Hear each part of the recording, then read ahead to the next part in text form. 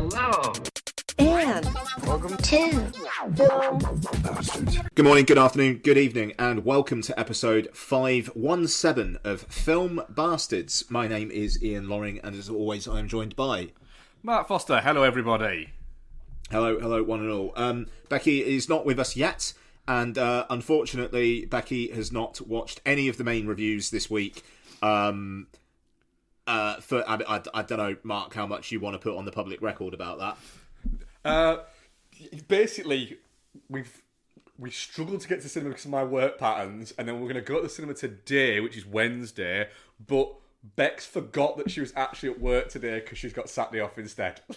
which I might add, she does this every time she has the weekend off, because she gets one weekend off a month. She'll forget that she's not in work, that she's at work that Wednesday, because in her mind, it's just, I have Wednesdays off. I have Wednesdays and Sundays off. I think that's easily done. Okay, so it's going to be Mark and I probably doing the bulk of the talking really today, and Bex is actually not even with us at the moment. So No, she's heading home from work. yeah. So okay, so reviews. We have got Emerald Fennell's follow-up to Promising Young Woman, the very blank check film Saltburn. We also have Eli Roth's trailer extension Thanksgiving, seeing Roth return to pure horror for the first time in a good long while, quite frankly. And we're also going to be taking a look at George C. Wolfe's follow-up to Ma Rainey's Black Bottom, the Netflix film Rustin, executive produced by the Obamas. We'll also talk about some movie news, trailers, what we've been up to, Twitter, social media questions, the usual. But a packed show today. So we are a Pod Syndicate podcast. Please do check out like-minded shows such as Chin Stroker vs. Punter, The Good, the Bad, the Odd, The Rewatch Project, and Gaming Landfill, among others. And I think that is probably about it. So, news. I'm one movie off my total from last year. That's news. Fuck me. That is the benefit of lunch break watches. It genuinely is. It really is, because it means that, like, in a week, I will get... And it's not... I don't watch films so I can get my total up. I watch films because I actually really like watching films. But the great thing is, I can kind of use my lunch watches to watch, like, either stuff that I don't really want to waste a night on, or stuff that I know Becky just doesn't want to watch, so I can watch silly stuff sometimes. But yeah, it means I can get like 3 films done in a week just in my lunch hours. At least 3 films done in a week.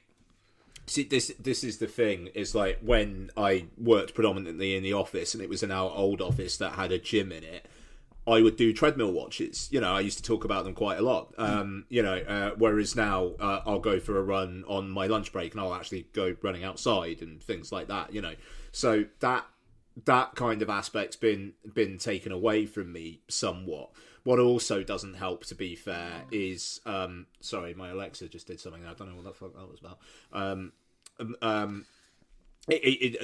When I'm watching stuff in the living room, a lot of it's got to be okay to watch in front of Lottie, because she's not reached that point where she's like, I'm going up to my room, you two can fuck off. Yeah, she still likes being around us. So, yeah, a lot of the stuff that I have to watch has to be Lottie appropriate until she's not around. And what that usually turns into is like 7 o'clock in the morning on a Saturday, I'll be downstairs watching something before the girls have got out of bed. So it becomes kind of difficult, even though saying that, there's a couple of things that I did watch in front of Lottie this week where I was just kind of glad she wasn't paying attention. And when she did pay attention, it was like, ooh, dear. But, yeah, but no, that's great, man. Fair play. Fucking hell. I am at 325. If I watch a film tonight with Bex, I'll be at 326. And I believe it is the 326th day of the year. So... yeah, I'll be at a 1-day average. I was umming and ahhing the numbers in my head there, man. I think you could do that. I think you could do that nice and easy. Yeah, good Alright, on you. And December, I will mainline shit like a motherfucker. So I know, for instance, that Christmas Day, I'll be getting at least 3 in. So there you go. I've got plenty of room to play with. Should hit my 365 target. Yeah, nice. I'm not going to be anywhere near that, but I think next year is going to be different. I've got a feeling. Okay, so in terms of movie news, but that is good to hear. Melissa Barrera's been kicked off of Scream 7 by the producers for comments that could be construed as anti-Semitic. Unless you actually read the comments. Yeah, it's... oh, man. It's the thing is, they've had to change, all these news reports have had to change from it being from supporting Palestine and Hamas to, oh no, it's actually because some of the views were possibly anti-Semitic, after somebody probably nudged them and went, you do know that Jenna Ortega has also done that, don't you? Yeah, and I saw something on Twitter, on X today, and I don't know whether it's bullshit or not, but Jenna Ortega's now, like, they're saying, has asked to be removed from Scream 7. It wouldn't surprise me. Jenna Ortega seems interesting in the fact that she doesn't seem like she wants to play the game. She very much is going to play it on her terms. Yeah. And not in a dickhead way yet. I reserve the fact that might turn into a dickhead way at some point in the future. It is one of those bold strategy, let's see if it pays off things, because she had been quite snippy about Wednesday and like that she insisted on rewrites on set and stuff like that, but she was just like, it just wasn't good enough. What can I tell you? It wasn't good enough, which is, kind of refreshing. But at the same time, it's like, I compare that, I compare her against Rachel Zegler, and people just seem to have it in for Rachel Zegler, and it's a bit like, it's quite similar, when she's kind of like being pissy about, even though I say similar, but being pissy about not being invited to the Oscars. But then again, West Side Story was nominated for Best Picture. She is the co-lead of West Side Story.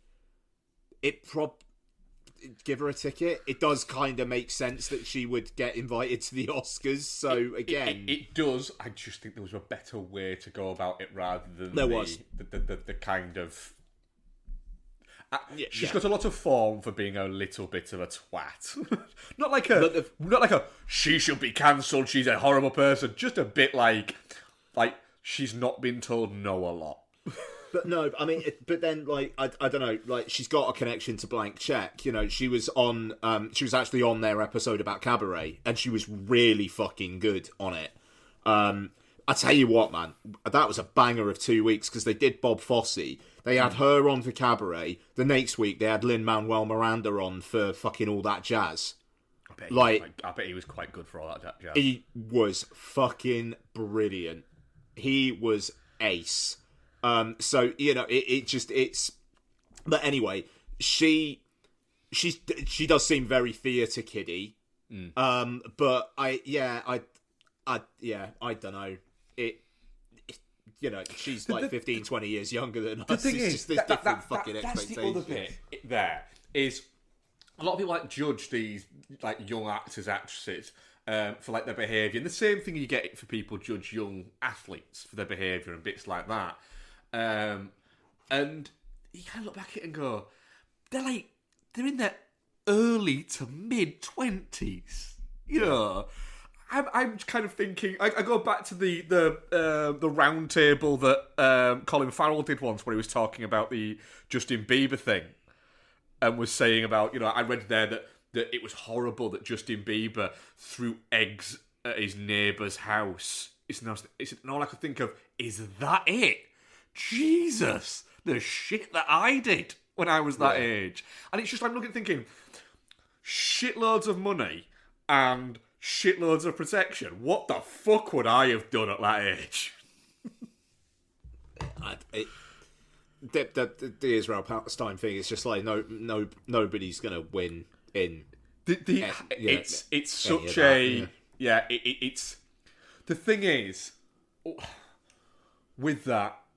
You can absolutely see why so many are just going, I don't want to get involved. It's not that I don't care. I just don't want to get involved because no matter what happens, somebody screams at me, and maybe the fucking world doesn't need my opinion on this. Yeah, which, is the stance to take. I mean, for what it's worth, like, I talked to a guy who I used to work with. He worked for a company that I worked with, and I keep in touch with him on LinkedIn.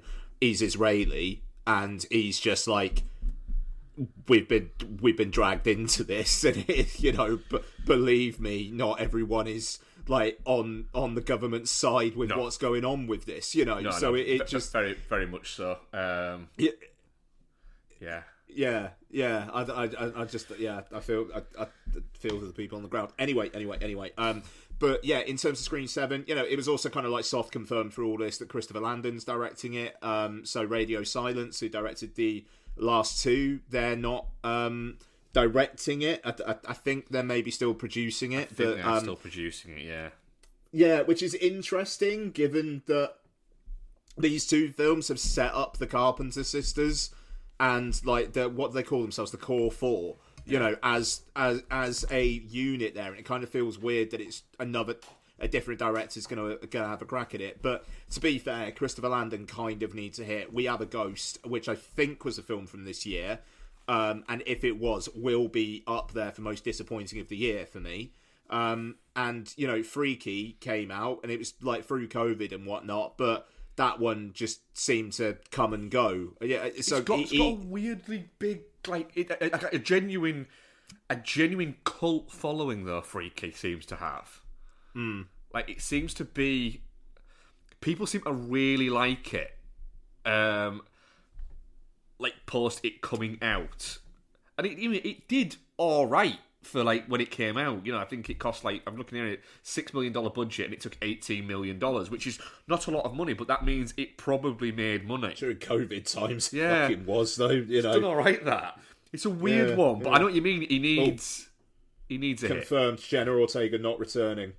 Ooh, it is being blamed on Wednesday's shooting schedule. It's literally just come out on the Hollywood Reporter. I just had an Apple News notification about it. I'm literally looking at the Scream 7 Wikipedia, and it is fucking already on there saying Jenna Ortega is not returning. So Deadline said that it was because of the Wednesday shooting schedule. Hollywood Reporter is saying sources have said she informed the studio months ago that she did not intend to return. So this is going to end up being like a fucking it's going to be like a reboot within a reboot. What? Yeah, I mean, what the fuck do they? I mean, poor, Christopher Landon. Like, what do you do now? Do you recast? Do you just build it into the plot that they're not in there? Like, that film's getting delayed now. That feels like that's going to need a complete fucking rego. Right now, Neve Campbell is looking at her phone going, come on then, you fuckers. Yeah, quite.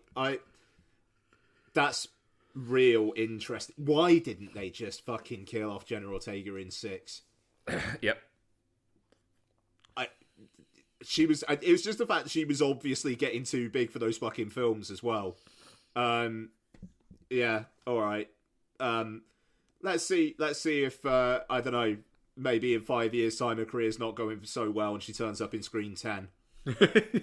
Yep. But yeah, alright, interesting. That's interesting though. Deadline was saying it was the Wednesday shooting schedule. Hollywood Reporter saying she wanted out months ago.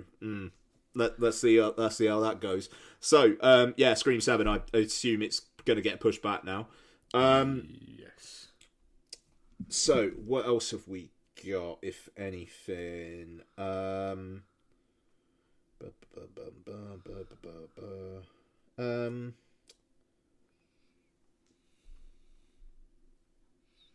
There's a lot of stuff on Deadline about that OpenAI stuff. That was funny, but it's not anything to do with films.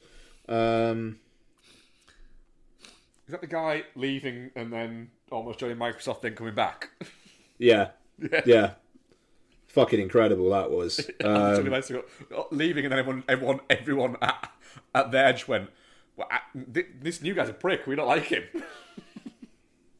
Oh, it's funny. Yeah, look, I mean, I don't know, but, like, it just, yeah, I don't think there's been much else that, So I don't. weird Oh, one, go on. right? Yeah, Apparently,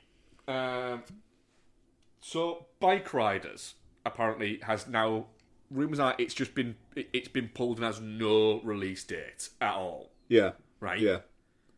Yet UK cinemas are still running the trailers for it to come out December 1st. Yeah, but it's not.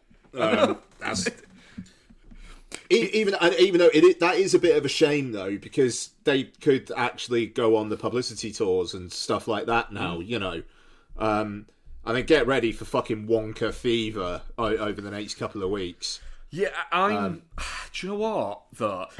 I think it's what's quite weird with that film is how much they are keeping out of the marketing that it is a musical. Yeah, Is a little bit... I get why they're doing it. It's a little bit naughty. it is. But also, it shows a complete lack of kind of like, oh, fuck, are these songs shit? Maybe, but I don't know. I kind of feel like maybe other films are getting out the way a little bit though, because Napoleon's the only big new release. Oh no, we got Napoleon and Wish this week. My apologies. Napoleon and Wish, and then there's nothing next week, if memory serves, of great import anyway. And then it's Wonka the week after. Yeah, I'm looking forward to Wonka. It's Paul King. You know, Paddington and Paddington 2. So I absolutely trust it. And I think Simon Farnaby's co-written this with him as well. So, yeah, absolutely up for it. Hugh Grant as a surly Oompa Loompa. That's good casting. Simon Farnaby, is that the guy who I think it is? Probably, yeah. Fuck, it is. He is building himself a lovely little career, that guy. Jeez, fucking hell, fair play. He's and he's a children's book author as well. Like, we did not know he wrote Paddington 2. Yeah. We've read with Lottie the Wizard in My Cupboard, I think it was called, the first one. We read that to her as a bedtime read. The second one, I can't remember what that one's called, but literally we listened to the audio book when we were in France earlier in the year, just in the car. And he narrated it, and it was great. He's really fucking good, is Simon Farnaby. The Wizard in My Shed, and a sequel titled Warrior in My Wardrobe, The Misadventures of Murder in the Wild. Yeah, that was it. Yeah. And they're both really fun, really fun. It's like you compared to some of the fucking bullshit David Walliams puts out, or David Walliams in fucking scare quotes. I think anyway, not based on anything, but yeah, it's really good stuff. And also Simon Farnaby is one of the co-creators of Ghosts, the comedy on BBC that's just ended. Which is a great half-hour comedy, really quite fun. So yeah, sorry, just one other thing as well, just before we move on. It's a little bit in terms of what we've been up to. Donna and I have started watching The Golden Girls. Fair. Have you ever seen The Golden Girls? Yeah. That shit's fucking funny. It fucking is. Golden Girls is a good show. It's a lot more kind of biting and just fun than you'd remember. Yeah. I won't talk about it much, but man, as a just a sit down 20 minutes while you're eating your tea or just kind of chilling out at the end of the day or something. That fucking show. It's good to have a 20-minute comedy show on the go. Yeah. It's on Disney Plus. It's fucking great. Anyway, I'll stop talking about Golden Girls. Trailers. There's not been many, has there? No, there hasn't. It felt like there was a bit of a flood, and now it's a bit of a drip before kind of trailers in front of Christmas movies kick in. Yeah, I think that's going to be it. Saw the Aquaman trailer at the cinema for the first time, And every time I see the Aquaman trailer or Jason Momoa on anything at the moment, I am reminded of the fact that the Aquaman film exists, because I constantly keep forgetting that it exists, that it's actually a thing that's going to happen. And it just looks like shit. It feels like such an afterthought. I mean, I'm kind of up for it just because it's like around Christmas, and just maybe having a bit of drink in you and rolling up at the cinema and just watching some silly bollocks for a couple of hours. Oh yeah, I am perfectly fine with the fact that I can go watch it sort of in between Christmas and New Year. I can go watch it at Parkway, but beforehand just sort of nip in for a little a nice little drink at the Christmas the Christmas drinks hut thing is literally outside the Parkway Cinema. And the car park is like a minute walk away. So I can just park up, walk down, have a little tip, have a little drink. Not too many, obviously, because I'll be driving. Then go in and watch Aquaman, feeling a little bit warm and fuzzy. Nice. And that's exactly it. I don't know. I think I'm going to try and watch it before Christmas. It's out like Thursday the 21st, so I might... I might try and get it before Christmas. And it's under fucking 2 hours long. Which is mad, because wasn't Aquaman like close to 2.5? Yes. Like, they're just like, let's just get people in and out of this one. Yeah. You've got to respect that. Yeah, there's an element of nobody wants to release this, nobody wants to see it, but we fucking have to, so just make sure that people don't say it's boring.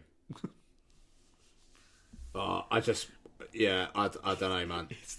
I just want the sequel to a movie that made over $1 billion and nobody cares. Even though that did remind me, fucking Nicholas Holt's been cast as Lex Luthor. And Skylar, what's his name? The weird-looking kid. Gizondo, that beautiful motherfucker from Licorice Pizza. Yep. Yeah, so who's he playing? He's cast as... what's his fucking name? I like that guy. Skylar Gizondo has been cast as... Where's the fucking news? Come on. He has been cast as Jimmy Olsen. Which, when you look at him, you go, yeah, alright, that makes sense. Yeah, maybe, but I don't know, man. Like, I don't want that guy being Gee Whiz. I want him being, like, a bit flirty or a bit of a shit. I can imagine him being able to pull that off, both of those off. Yeah, alright. I like the fact that Skylar Gizondo is making use of his interesting looking face. Yeah, I mean, I like that motherfucker. Like, he's, like, yeah. That's good. I think Nicholas Hoult as Lex Luthor, sure. Let's see how that goes. Yeah. He makes more sense as Lex Luthor than what did Jesse Eisenberg? Gene Hackman, Kevin Spacey, Jesse Eisenberg, Nicholas Hoult. Oh, it's such a fucking weird selection of people. Very odd. Yeah. Very At least odd. when you reel off the Batmans, they all kind of make sense. I tell you what, right? I think Batman vs Superman might be getting a rewatch sometime soon. You gonna go for it? I get quite compelled by that. It's like the Justice League trilogy, like 4K, is on. I think it's on a Black Friday thing on Amazon at the moment. Actually, I might just look it up and I might just buy it now. Please hold. Justice League 4K. Let's have a look here. Yeah, $24.49 for Man of Steel, Batman vs Superman Ultimate Edition, and Zack Snyder's Justice League. Ooh, Zack Snyder's Justice League is in that as well. Yeah, because it's the Zack Snyder's Justice League trilogy, is how it's termed as.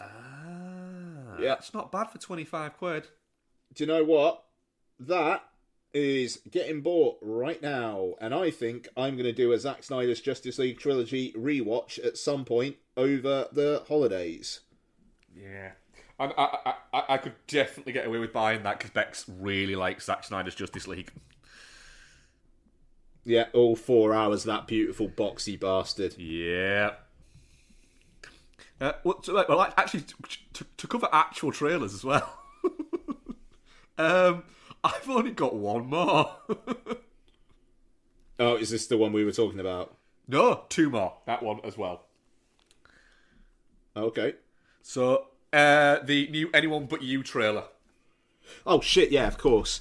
Right, Sydney Sweeney, Yeah. her line readings, Yeah. is she supposed to sound like she just is like, whatever, with every single fucking line?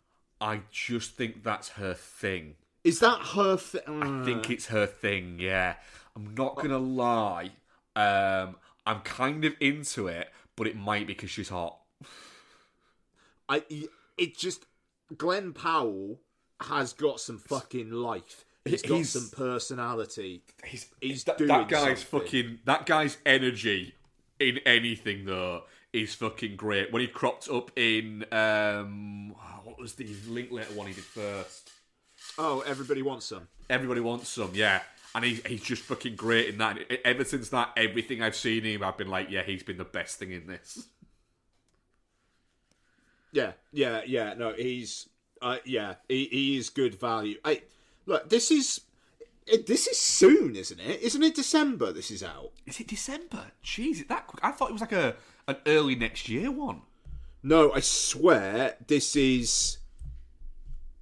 At least in the US, anyway, I swear it's the week after Wonka, but I'm just going to have a look at the release schedule now. December 22nd. Yep. December 22nd. In the US. No, I don't know about the UK, but yeah. Oh, fuck me. All right. God. I'm intrigued for Will Gluck getting back to kind of that level of film, because his first three films, Fired Up, Easy A, and Friends with Benefits, which were all within 18 months of each other, those films, which is bonkers. Boxing Day. The Boxing Day, fuck yeah. Fucking hell, dude. Boxing Day is Anyone But You, Ferrari, Next Goal Wins, and The Boy and the Heron. I will definitely get away with two of those Boxing Day, and then we might have to do at least one on the 27th, which I'll be happy with. The thing is, like, Priscilla comes out on the 5th. No, Priscilla comes... Bloody hell, it's just... They keep coming, though, because Priscilla's New Year's Day, which is Monday the 1st, and Friday the 5th is Night Swim. And then we're just, like, cracking into it. Like, the 12th of January's Poor Things, The Beekeeper... The week after that is The Holdovers. I mean, yeah, it just kicks right in again straight away. But 4 films I want to fucking see on Boxing Day. What a fucking treat that is. Yep. What a treat that is. Fuck. Oh. I'm just kind of like thinking, like, I wonder if Donna might be into Anyone But You, and we could leave Lossie with the in-laws and go see it or something. I think that could be a good idea. I think that could work. I could see us doing Boy and the Heron, going out, grabbing some lunch, and then going back in for Anyone But You. Just what a fucking treat. That's great. That's great. But yeah, look, I mean, I like the premise of this. But Sydney Sweeney, it's just like, you know, that kind of thing that they repeat at the end of the trailer. It's like, fuck it, it's fine, even though she doesn't actually say that in the trailer. It's just like 80 yards, and it's just like, what's that? Is that supposed to be funny? I don't get what she's going for. Because I kind of said to Bex when we watched the trailer, I was like, so Sydney Sweeney, because she's seen her in stuff, and I was like, it's like that, the whole just like seeming like she's just like it's an effort to actually have to fucking talk. It's like is that her thing? She's like, yes, it is absolutely her thing. It's like, that's just what I said. Oh, are you letting her get away with it because she's hot? I was like, yeah, I am. I know it's the pretty privilege, but it exists. It's just it's getting to the point now where you know, and a full respect for people who take other positions on this, but like she's closer in age to my daughter than she is to me. So I'm a little bit. I'm out. How old's Lottie? 9. Mate, Sydney Sweeney is closer in age to Lottie than me. That I can fucking guarantee you. She's not. How old is she? She's 26. She's 26. She's on the cusp. We did decide this a few months ago. Yeah, we did. We did. So she's on the cusp. I mean, she's hot. I don't know. It's just during something terrifying happened to me during one of the. I know we're tangent like motherfuckers here because we don't have Becky keeping us on the straight and narrow. But fucking, I spiraled mildly earlier when I realised that I am like days away from my Danny Glover age. I am literally days away from the age where Danny Glover says I'm too old for this shit in Lethal Weapon. He was 41. You got lots of life to live, man. I do, but it was a bit like, fucking hell, he was 41 when he said that. Yeah, but I mean, like, I know he's playing a 50-year-old, but you know. That. Yeah. No, all right, let's stop talking about that. So the other trailer. So Noel Mellor, friend of the show, sent a WhatsApp to us in the boy chat earlier today saying, I downloaded a movie by the weird internet guy. Chances I'll ever watch it? ? To which I replied with a ? Noel replies with a photo of a woman in a Zelda shirt interviewing a bearded man with a hat which I think has got a feather in. And he says, this bloke. I say, yeah, no clue. Noel, really? You never come across this shit? Sends a link to a YouTube video saying weird Arby's guy. I say no. Mark responds with, I have zero idea who this is. And I reply with, thank fuck for that. And Noel says, well, he crowdfunded and made a movie with Bloody Disgusting. Shared with us the trailer. The movie is Onyx the Fortuitous and the Talisman of Souls. And I almost felt like Noel just really quickly got some on some sort of AI generator and made a trailer or something. Like we were being conned. A little bit. I mean, and it looks like this guy like wrote and directed it and stars in it. Mm-hmm. And, you know, good on him for crowdfunding it. And, you know, it doesn't look like he's ripping off his fans or any, and like taking the money and running. You know, it looks like a film thing that could qualify as a film. Yeah. It looks better than Voodoo, that film I talked about being like the worst fucking thing I've ever seen in my life on a show a little while back. I'm never going to watch this, but I don't know, I'm glad it exists. Good on him. Mark, thoughts? I'll watch it. Of course you will. Yeah, I'll watch that. I was watching the trailer going, yeah, fuck it. I'll watch that one night. Go on then. The burgers looked nice. Like I did enjoy. Can I get a new name badge? Because this one says it's something like Mark Wielder Dickwell or something like that. That was good. I mean, I was glad that they used the crowdfunding money to buy burgers that looked like good quality burgers. Like, I hope that they fed some of the crew or something with those burgers because they looked tasty. I have watched a shitload worse horror comedies than this, so I am happy to give it a go.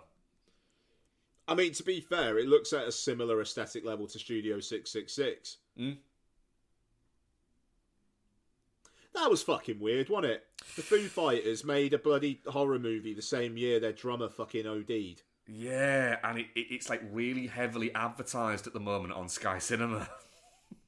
Really? Yeah.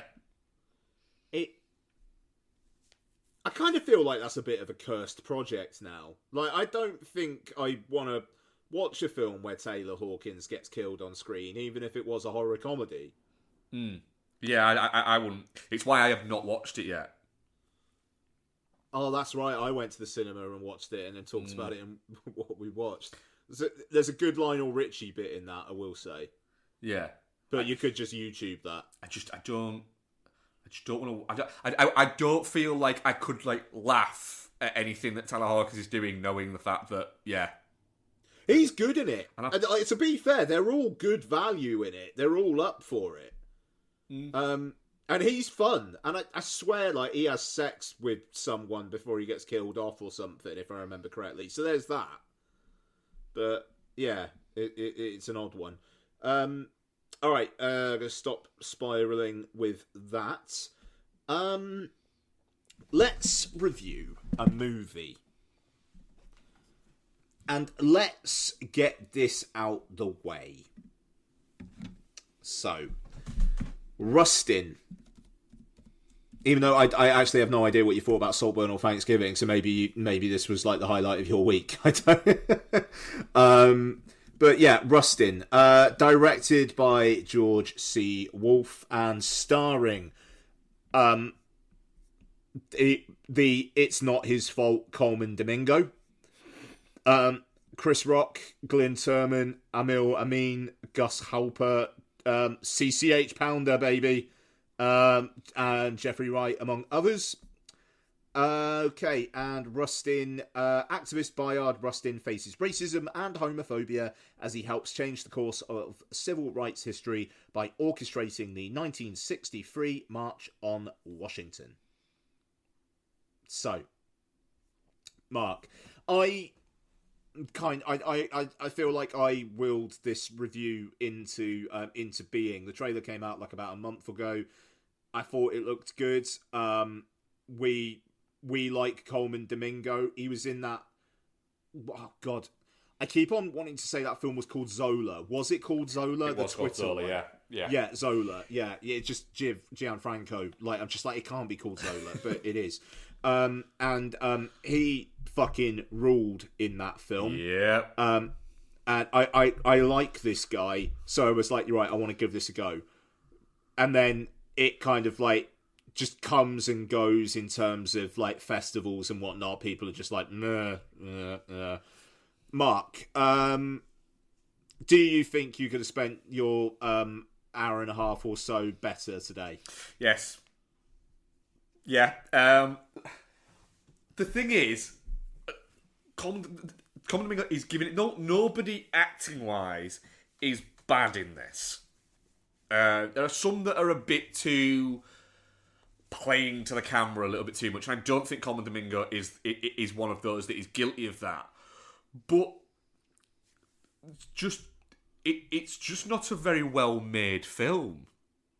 It's almost like they've gone, this is a really important story. But this guy, he had bags of energy, so we need a film to have bags of energy. And it needs to be serious, but it needs to be fun as well. And people need to be entertained, but they need to learn. And you watch it going, this is fucking boring. And I don't like anybody. And it's not because a single one of them is a bad person. It's just I don't get what any of them are doing at all. And I'm supposed to. And then all I wanted to do was to build a time machine, go back in time, find George C. Wolfe and go, not everything has to have too much fucking jazz playing in the background. Please stop it. It was just, we get it. You really like jazz. It was oppressive, the soundtrack to this film. It just put you off. And I think something you're going to speak about looks like shit. Yeah, George C. Wolfe needs to be stopped before he can't be contained anymore. Also, as well, major fucking bugbear that I now have with this current crop of worthy true life stories for the person behind that you've never heard of. Right, these people might be worthy of having films made about them and having their story told. That is one thing. So you can judge the films without judging the subject matter. But again, if you're going to make a period drama about something like this, you need to make sure that not every single item of clothing looks like it's the first time it has ever been put on. Yeah, that's a good call. Look, I mean, he's primarily a theatre director, and I think, I don't know, you can kind of see that in some of the performances here. People are being very playing for the cheap seats. Like Jeffrey Wright, in his limited screen time, is just like every single thing he is being directed to do. It's like, do this so every single person understands what you're doing. Like everyone, even though everybody can see you, pretend that if you do things bigger, somehow people will be able to see you more. Do that. And yeah, look, I thought this was incredibly disappointing. Like, I didn't know who Bayard Rustin was before the marketing for this film came out. So I will say that I'm glad that I now know who the guy was.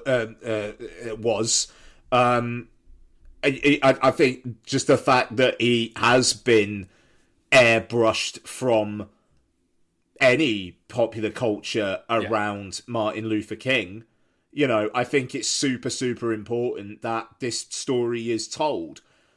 So it is really fucking annoying that the film to tell it is this film. The look of the film is... Okay, the cinematography is Netflix by numbers. Yeah. Like, the colour grading of it, just... I actually think it's a bit embarrassing. Yeah, it's almost like Netflix have, like, they go, right, have you put it through the filters? It's like, what filter? You need to put it through the Netflix filter, and then after that you need to put it through the pleasing for the eye filter.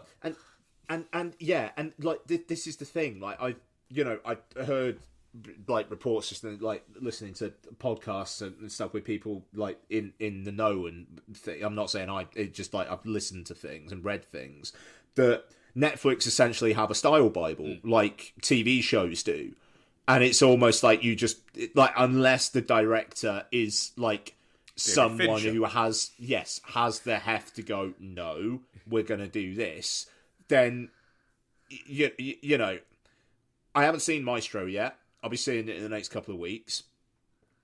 That film is going to look like a director has put their fucking stamp on the feel of the film. This, it needs colour. It needs some vibrancy.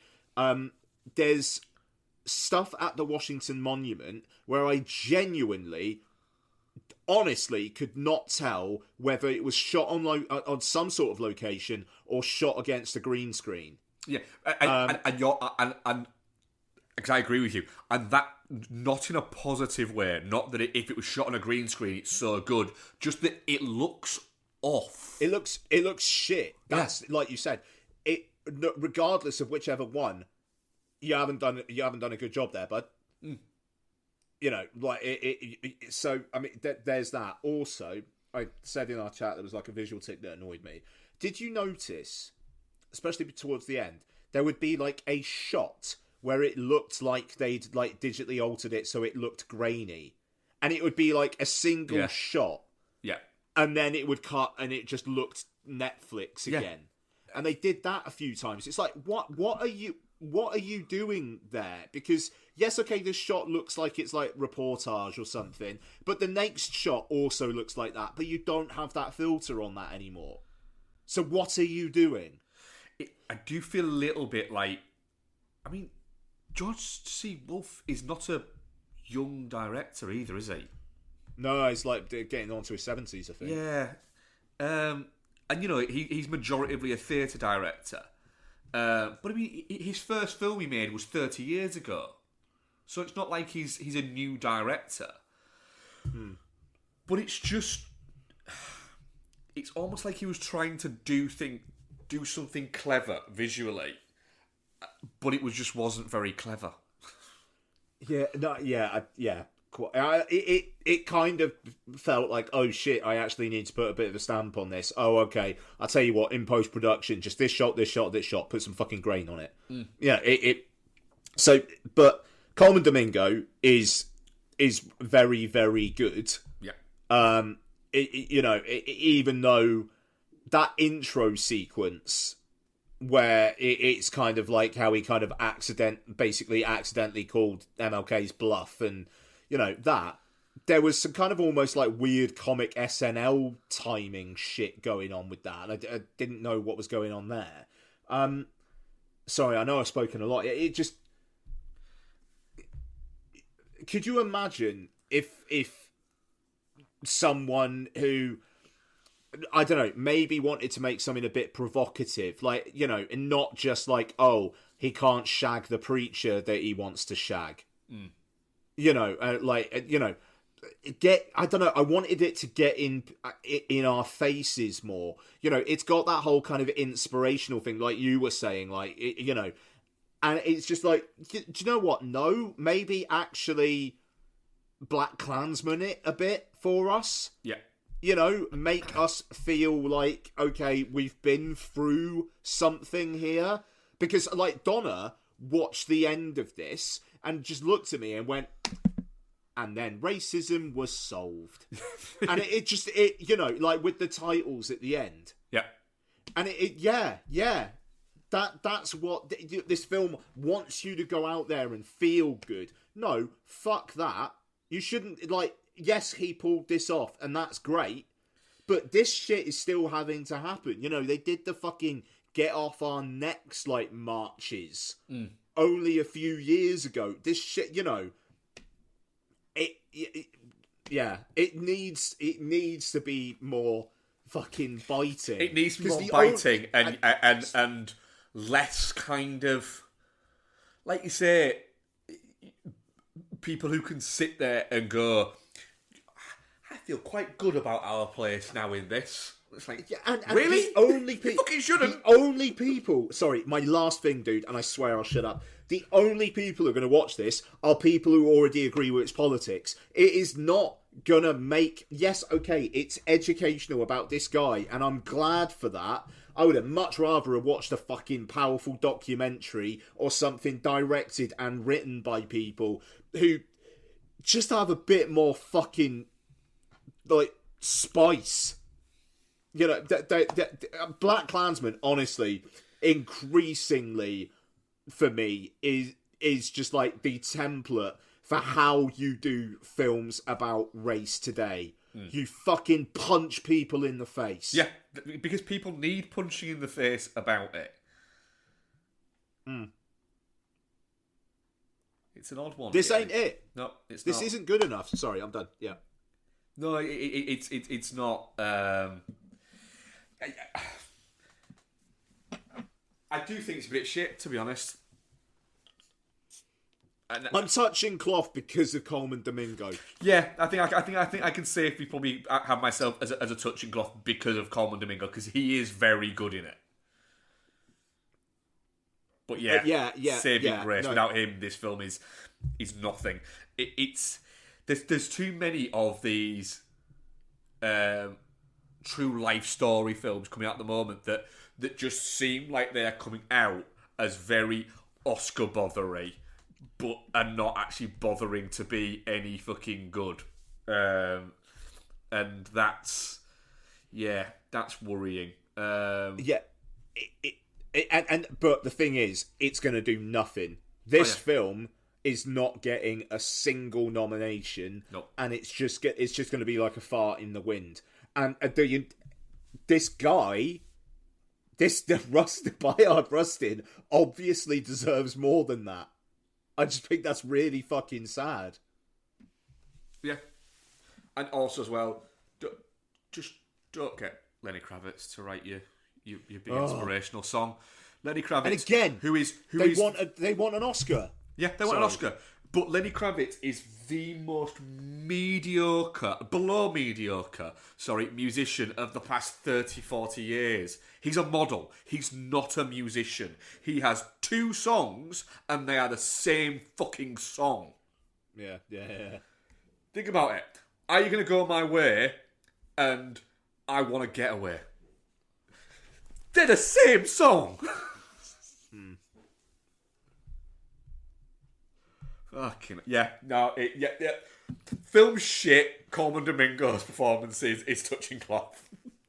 But that's the thing. I'd say Coleman Domingo is definitely not shit, and he is like I'm gonna go touching cloth, but it's kind of like I'm saying that kind of almost aggressively. Yeah. Like I'm annoyed that I'm saying touching cloth, but it's a testament to how good Coleman Domingo is in it. Yep. I mean, our audience poll. Try harder. Our audience poll was definite shit 100%. That's because only one person voted in it. Because nobody's I'm glad watching that person Rustin. Enjoyed it. Because and this Netflix don't even want you to watch it. Netflix are pulling some Amazon Prime shit on that. I was doing a bit of a test. Like I was going through like new and trending. I was going through the top 10. Wasn't there? I had to search for it. Mm-hmm. Yeah, I had to search for it. And when I typed in RUS, it was like 4th in line. Yeah, sure. I think Rushmore was ahead of it.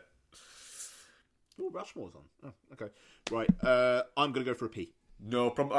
But their Instagram audience poll was Touching Cloth won that one at 100%. CS3P Combat. Player 1, choose your character. Tired of film and television podcasts where the hosts exist in a blissful state of agreement? Instructor. Player 2, choose your character. Well, you're in luck. Hunter. Round 1, fight! Allow me to introduce you to the Chinstroker vs. Punter podcast, featuring 2 film and television fans from Birmingham, England, who enjoy their media in very different ways. But anyway, that brings us to the end of the plot of Blue Velvet. The plot. I mean, the main characters are 2 of the dullest main characters I have ever encountered in any film. So join us as we catch up on what we've been watching from our own very different perspectives. Double KO. Round 2, fight! You can find us at csvsp.libsyn.com, also on Spotify, iTunes, Stitcher, all the places that podcasts can be found. Just really It's not visually striking. No. Just getting confirmation. It's just in English. That's the 3rd time, though. I mean, is this on? Let's talk about Saltburn. So, Saltburn is directed by Emerald Fennell, not Emerald and Fennell. Emerald Fennell, who also wrote it. Stars Barry Keoghan, Jacob Elordi, Archie Dakewee, Jesus Christ, Rosamund Pike, Richard E. Grant, Kerry Mulligan, and others. So, a student at Oxford University finds himself drawn into the world of a charming and aristocratic classmate who invites him to his eccentric family's sprawling estate for a summer never to be forgotten. So, Saltburn, follow up to Promising Young Woman, who, I think it's fair to say, thanks to the fact that it was the COVID Oscars, ended up doing very well at the Oscars in terms of nominations and victory for Emerald Fennell, who won for Best Screenplay, Best Original Screenplay. So, Saltburn comes with some expectation, I think it's fair to say. I think we've both been a bit... This could go one of 2 ways. Yeah, I think that was always my feeling. It was either going to be just a good time or an absolute fucking nails down fucking chalkboard piece of shit. How'd it turn out for you? A really fucking good time. It confirmed a few things to me that I'll go on first. And I think we should nip in and sit down and say we're all spoilers all the time. Confirmed a few There's some fucking spoilers to be said for this as well. There is, yeah. Confirmed a few things to me. One, Barry Keoghan is one of the most interesting in terms of how he picks his roles, actors out there. Not even thinking of how he approaches them, just how he picks them. If he's in something, you know that role is going to be at least interesting. And Yeah, Richard E. Grant is just not as good an actor as people would like to think that he is. I think he gets one good moment in this. Is it the moment? Is it his last scene in it? Actually, no. I thought him, like, seeing that his boy had died, I thought there was quite a good, like... I'll be honest. I thought, my God, this is embarrassing. But that Really? I thought it was good. I thought everyone else was decent. Are you talking about when he actually found him, or at the dinner bit afterwards? When he found him? Yeah. I was kind of laughing a little bit. Yeah, no, I don't know, man. I thought there was quite a good, like, just absolutely disassociating. I would love to sit with Emerald Fennell and say about a few scenes in this movie of say, can I just ask you a question? Do you think that they were like provocative and like provocatively beautiful and sad moments, or were you just fucking around? Because I would be fascinated to know which it was. Whether it was that she just thought, this is just fucking funny, I'm just going to fuck around here. Or if she actually thought that they were like poignant moments. This is the thing, man. I can't help but think that she just went, I've kind of got carte blanche here. Yeah.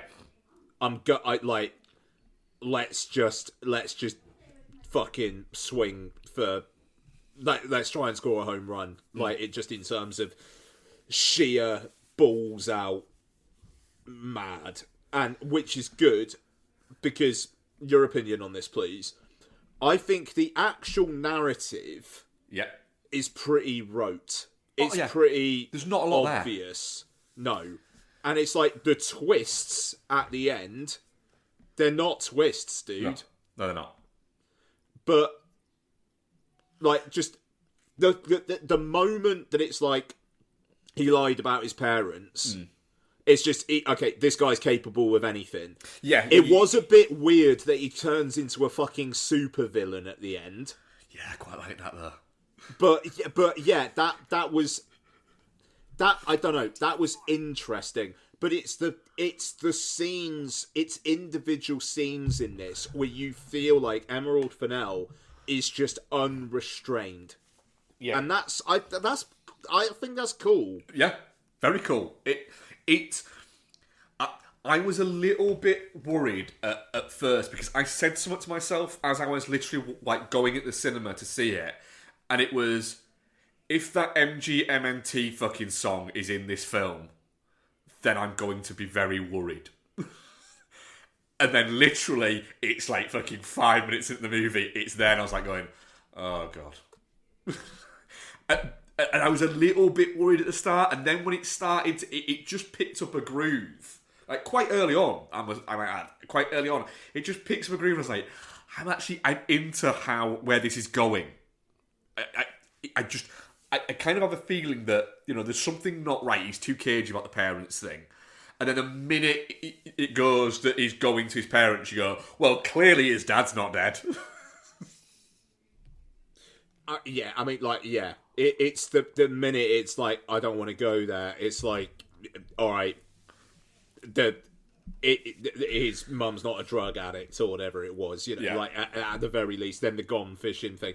I did like the way that they just have that one scene with the parents, then they're not in it again. And it's just like, for whatever reason, he's just decided to fuck him off. I do think there is maybe a bit of a disconnect of the fact that by the end, it's like he just wants to be in Saltburn. And I don't think I get why. I can see your point there, because he's obsessed with Felix, not the place. But it almost seems like he's done, like, he essentially has bought a new, different life for that. And a little bit of that feels like part of it was just a fucking spite. What's it? Archie Manukwi. Just because he don't like the guy. Yeah, and I mean, You could have literally kind of had a little extra scene in there of that and just been like, the whole thing was never about Felix. He just ended up being like a side mission, but it was just to fuck this guy over for pissing him off. But I mean, yeah, the whole breaking point does seem to be Felix's rejection of him. But then, before that, you've got the scene where he's eating out the sister when she's on the period, and like the whole kind of like, so you're going to eat tomorrow and you're not going to throw it up, that kind of like controlling thing. And and then what he's doing with what's his name, Archie Madekwe, after Farley. It's Farley, that's it, yeah, and just kind of like having sex with him and saying like, are you gonna be good now? It's like, what is going on there? Because like, is he okay? Like, what is going on there? Is he just trying to like make Felix happy? But then Felix dies, and then it just turns into, I'm going to cover my tracks, which I understand. Like, covering his tracks, like killing the sister, I get that, But then however, what I will say is the hands down best fucking scene of the film for me is the bit where he goes into the bathroom. The sister's in the bath, and she just fucking calls him on everything. Yeah, she's fantastic in that scene. Yeah, what is her name? Her name is Alison Oliver. She's not really done much, but she's going to be fucking huge because she's fucking great in this. She's going to be huge. Archie Madekwe, between this and Gran Turismo, so different. Like, just dude's got range. I thought in Gran Turismo that he's basically just that's him. I am now thinking, hang on a minute, is this guy a fucking great, one of the next great character actors? Yeah, potentially. And Jacob Elordi, that guy's got fucking star power up the wazoo. Like, this is a fantastic cast, and I think Fennell, obviously, they all trust Fennell like no one's business. Like, Barry Keoghan, the trust that he has to have in his director here to do some of the things that he's doing. But the thing, it's so funny though, because it kind of feels like if this was a film that was directed by some horror director and just played Fright Fest, I think it would fit quite well there as well. Yeah. It's, it's got that kind of fucked up energy, but because it's set in the world of the rich and like powerful, and it's directed by Emerald Fennell, who kind of comes from a wealth herself. It's that high-minded aesthetic for really fucking gnarly like genre shit. It does, and accidentally or on purpose. It could be on purpose, but I'm not sure it is. Emerald Fennell has basically made a film where she has basically said the most dangerous thing to the aristocracy and the wealthy class is an intelligent middle-class person.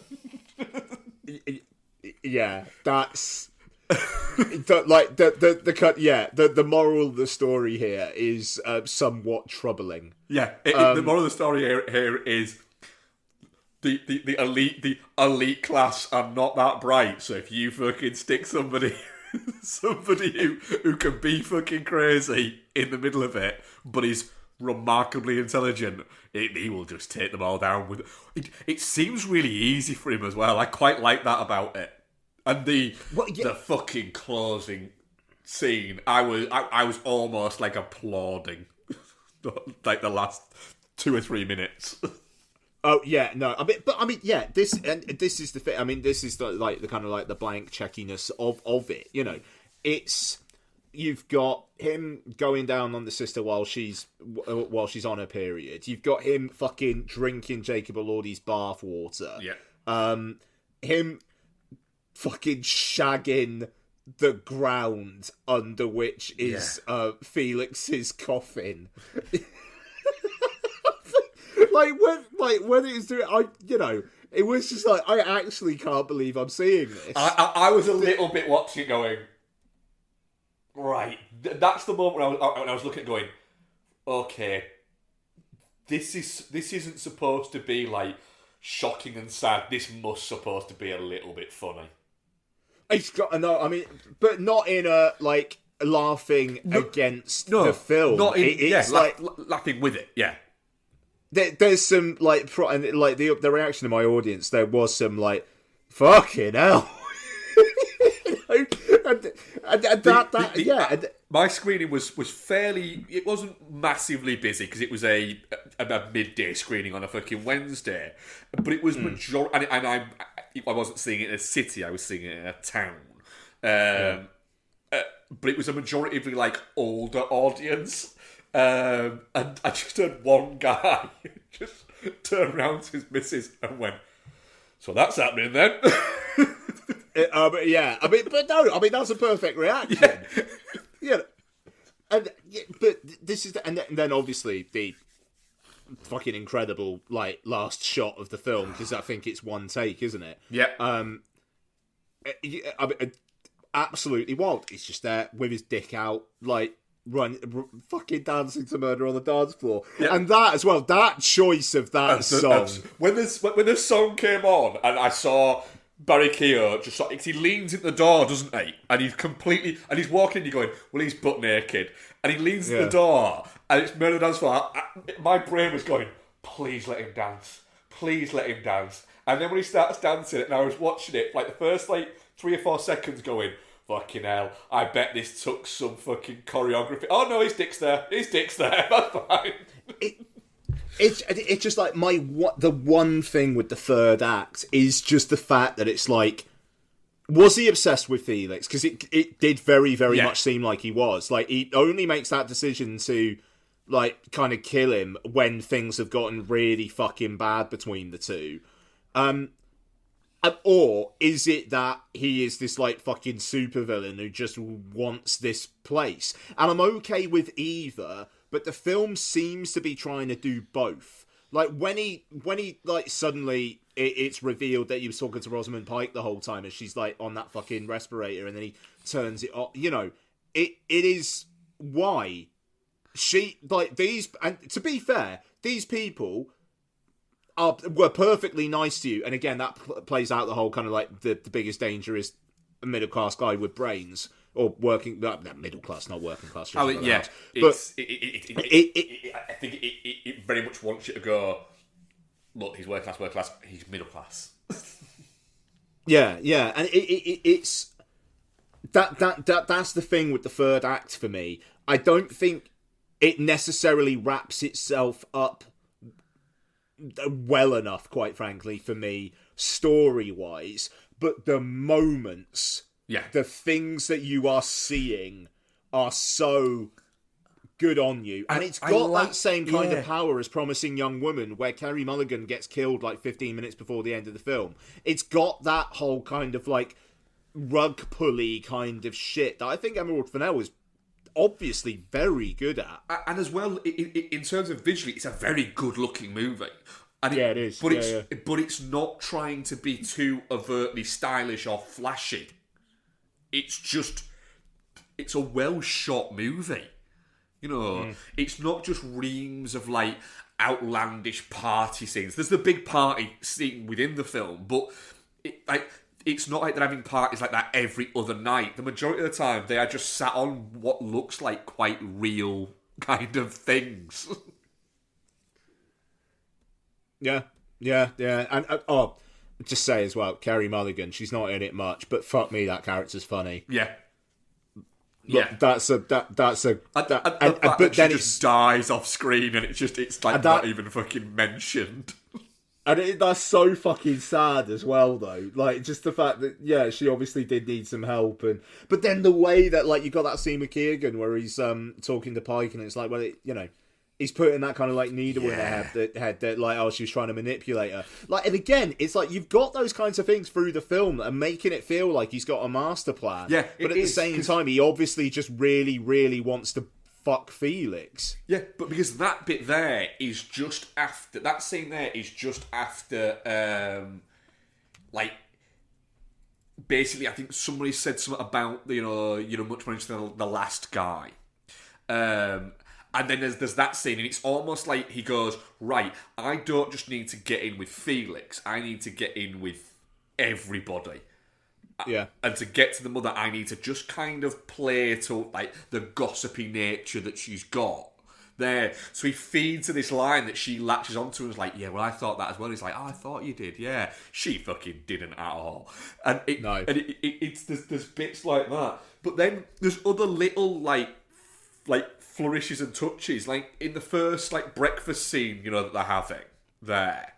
And they're talking about I can't remember which writers are talking about that he feared he had a doppelganger and everything like that. Did you notice a guy walked by in the background dressed in exactly the same thing that Felix was wearing? Yep. And I was oh, is that going to come back later on in like some fucking Faustian weirdness, or is that just Emerald Fennell had that in the script and just thought, fuck, just you. The camera isn't going to be on you. We want something to walk by you that he's dressed in the same shit as you, just for shits and giggles. And it's stuff like that it makes me go, yeah, all right. She's thinking about everything that's going on. Well played. And this is a Lucky Chat production, which is the production company run by or owned by Margot Robbie. Yep. She's got a producer credit on this. She's got a producer credit on Barbie, Promising Young Women, Birds of Prey, I, Tonya. Good. Margot Robbie knows what she's fucking doing as well. Yeah. And I don't know. It would have been so easy for Margot Robbie to have literally just had herself inserted into the film as one character and then had an and Margot Robbie. But she doesn't. She keeps the fuck away from it. Yeah, quite. It's not perfect. It's not going to be in my top 10 of the year. I think there's enough problems with it for me. But fuck, man, Emerald Fennell, she's good. Yeah, she is. It might trouble my top 10, to be honest. For the sheer just, in terms of the enjoyment factor of Barry Keoghan being menacing or a little bit fucking unhinged. He never goes full nuts. He's so clever with it. He's fantastic. But yeah, like I said, the scene just before what's her name? Venetia essentially kills herself. Is fantastic and tense, and it's a great shot scene because it's shot just as close up to both fucking faces, and it's almost like she's calling him on his shit, but he knows within a second that he has a kind of a hold over all of these people. It's I am the smartest motherfucker in every fucking room. Yeah, assuming they do the Batman 2, I think he could do some really interesting shit as the Joker. Apparently, and the interesting there, apparently he's not going to be the main villain in it. Yeah, man, have him fucking in the background, pulling the strings and shit. Yeah, have him as the Machiavellian force from Arkham. That's fucking interesting. That's more interesting than having another Batman versus Joker movie. Agree. Yeah. Yeah. Definitely not shit. Really fucking enjoyed it. Looking forward to a rewatch when it comes available on a 4K, which it'll look fucking great because it's a well shot movie. Yeah, 2 right. Emerald Fennell, 2 out of 2. Definitely not shit. Yeah, definitely not shit. The same guy who shot Babylon. That kind of makes sense. Linus Sudgren. Sadgren, yeah. And shot La La Land. That makes sense, actually, why it looks as fucking good as it does. Yeah, I need to watch... Mark, I need to watch Babylon again. I think It's you do. calling to me. I mean, our audience poll on Saltburn, I can see this. Definitely not shit 50%, shit 25%, and Geostorm 25%. And that was the same on our Instagram poll. Yeah. Yeah. Yeah, okay. We also saw No Time to Die as well. Yeah, he did, that's right. Fucking hell. Fair play. Good looking film Yeah. as well. Absolutely. Yeah, man, Saltburn. Really, like, just a quite surprising treat. Yeah. I don't know, just Barry Keoghan just shagging the... And it's just the fact he's pissing down in that scene as well. Yeah. You know, And the it fact just that adds he to keeps it. getting Reggie naked and you go, oh, he's gonna fuck the earth, isn't he? He's gonna. Yeah. Yeah. What? Fucking mad. Right. Okay. Should we do some what we've been up to? Yeah, can do. Yeah, cool. Mark, what have you got for us? So, I'll leave the ones that I watched with Betcha in case she arrives midway through me talking about this till the end. Sure. I'm not sure how far she is away, to be honest, at the moment. I rewatched Ace Ventura. With the first one.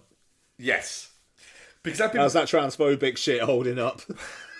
Yeah, it doesn't really... It doesn't sit It's pretty rough, eh? It's rough, yeah.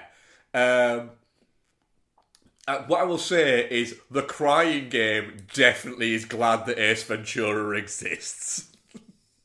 Yeah. Yeah. I mean, Carey has commented on it and said, since and gone, yeah, one I'm not proud of with that, but you either own it and you go, yeah, alright, or you try and defend yourself, and I can't. So, there's a fair enough. It's the fucking line of, I prefer to admit my mistakes and grow than just still be an arsehole. But the problem with that is, it's still really fucking funny at points. Because it is really fucking funny at points, Ace Ventura.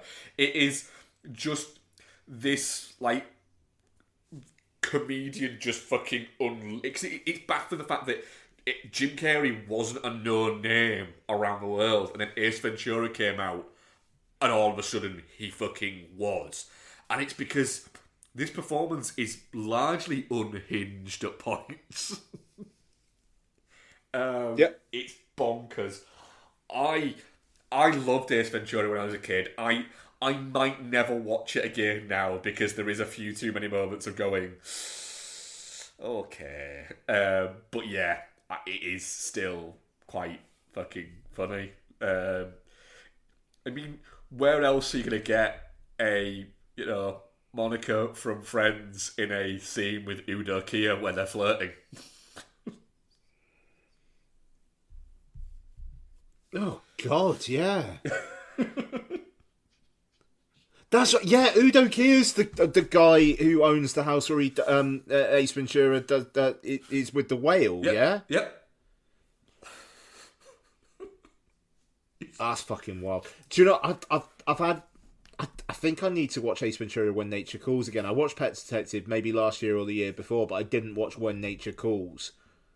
Yeah. And I seem to remember that film being all right, but Jim Carrey basically being no, it's shit, and that's why I don't do sequels. Yeah, it is. He hates it because he thinks he thinks it is basically it's all the bits that people think are funny about Ace Ventura that he doesn't think are funny about Ace Ventura.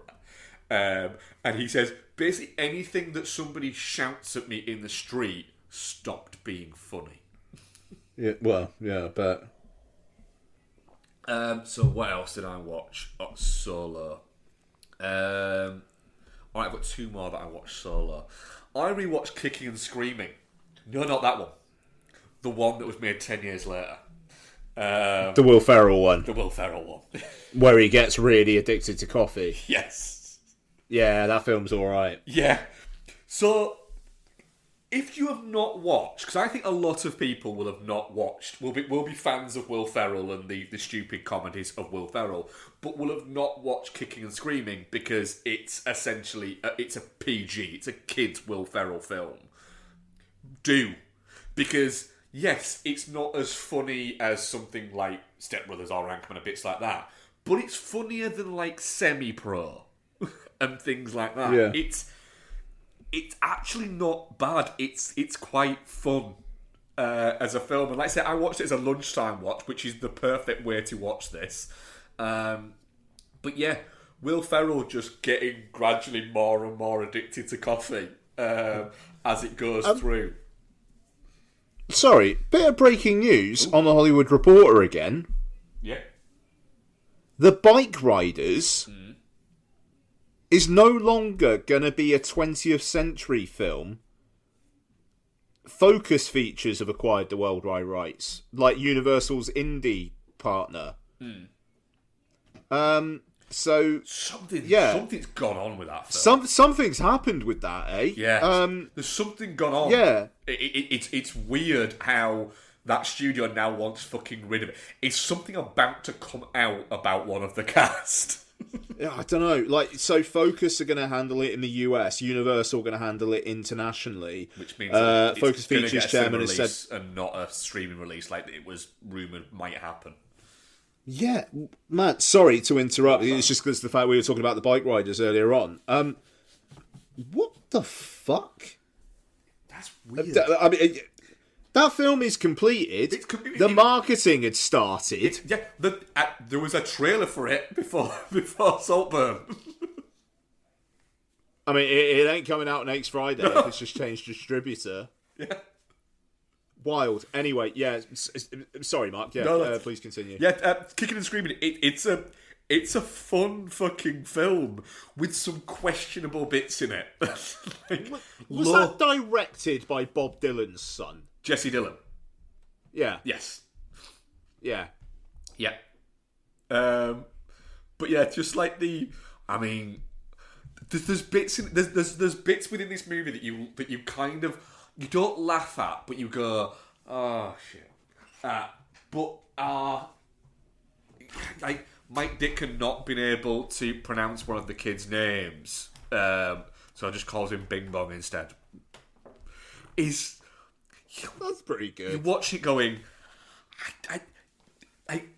it's not. It maybe could be a little bit, but it's also not. It's like this is Will Ferrell calling a kid Bing Bong. I think that's funny. Fuck. It's a fun film, I will say. Kicking and Screaming. Becky's just joined us. Just in time for me to do my last film that I watched on my own before we talk about the films we watched together. Okay. Hey, Bex. Hey, you alright? Yeah, how's it going? Yeah, not too bad, thank you. Ropey day at work, but... Yeah. We did say why you were missing because you forgot that you were at work today. Yeah. I'm not a bright man. That's my line. So the last one I watched was one that I've hovered over for a while. So I watched it as I started watching it as a lunchtime watch, a lunch break watch at work, and then stopped it about half an hour into it because I was like, actually no, I want to watch this properly. So I watched the rest of it this morning after I mistimed things in my head and got up too early to watch Rustin. So I'm 4 films deep so far today. Wow. Nice. So I watched Sleeping with Other People, the Jason Sudeikis and Alison Brie movie, and I kind of hovered over watching it because I like Jason Sudeikis, as everyone does now, because of Ted Lasso. But I find Alison Brie to be difficult to watch sometimes. Yes.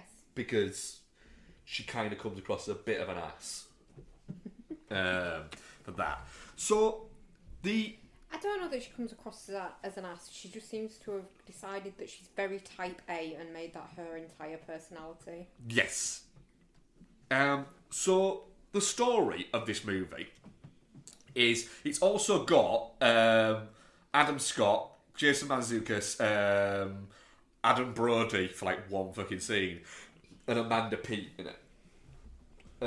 Decent cast. It's a decent cast, yeah.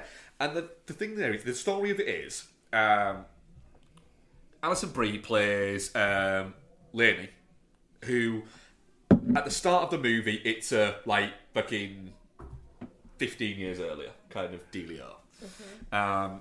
And she's like absolutely screaming down this dorm room because she's angry at the guy in the room because he's not answering the fucking door to her. And security comes taking away and saying, you're not supposed to be here. Jason Sudeikis, who has come out of his dorm room to see what the fuck's going on, is like, oh wait, no, she's here with me. And they end up chatting, and it's like he can't understand why she's obsessed with this guy who is in his dorm. Yeah. There, because he's the dullest human that ever fucking lived. And then she announces that she was going to essentially lose her virginity to him that night, and that's why she's angry, because she's also fucking horny. So they end up chatting, and what would you have it? They end up losing their virginity to each other that night, but then they never see each other again. So we flash forward to 15 years later, and they bump into each other. And she's still obsessed with this same guy.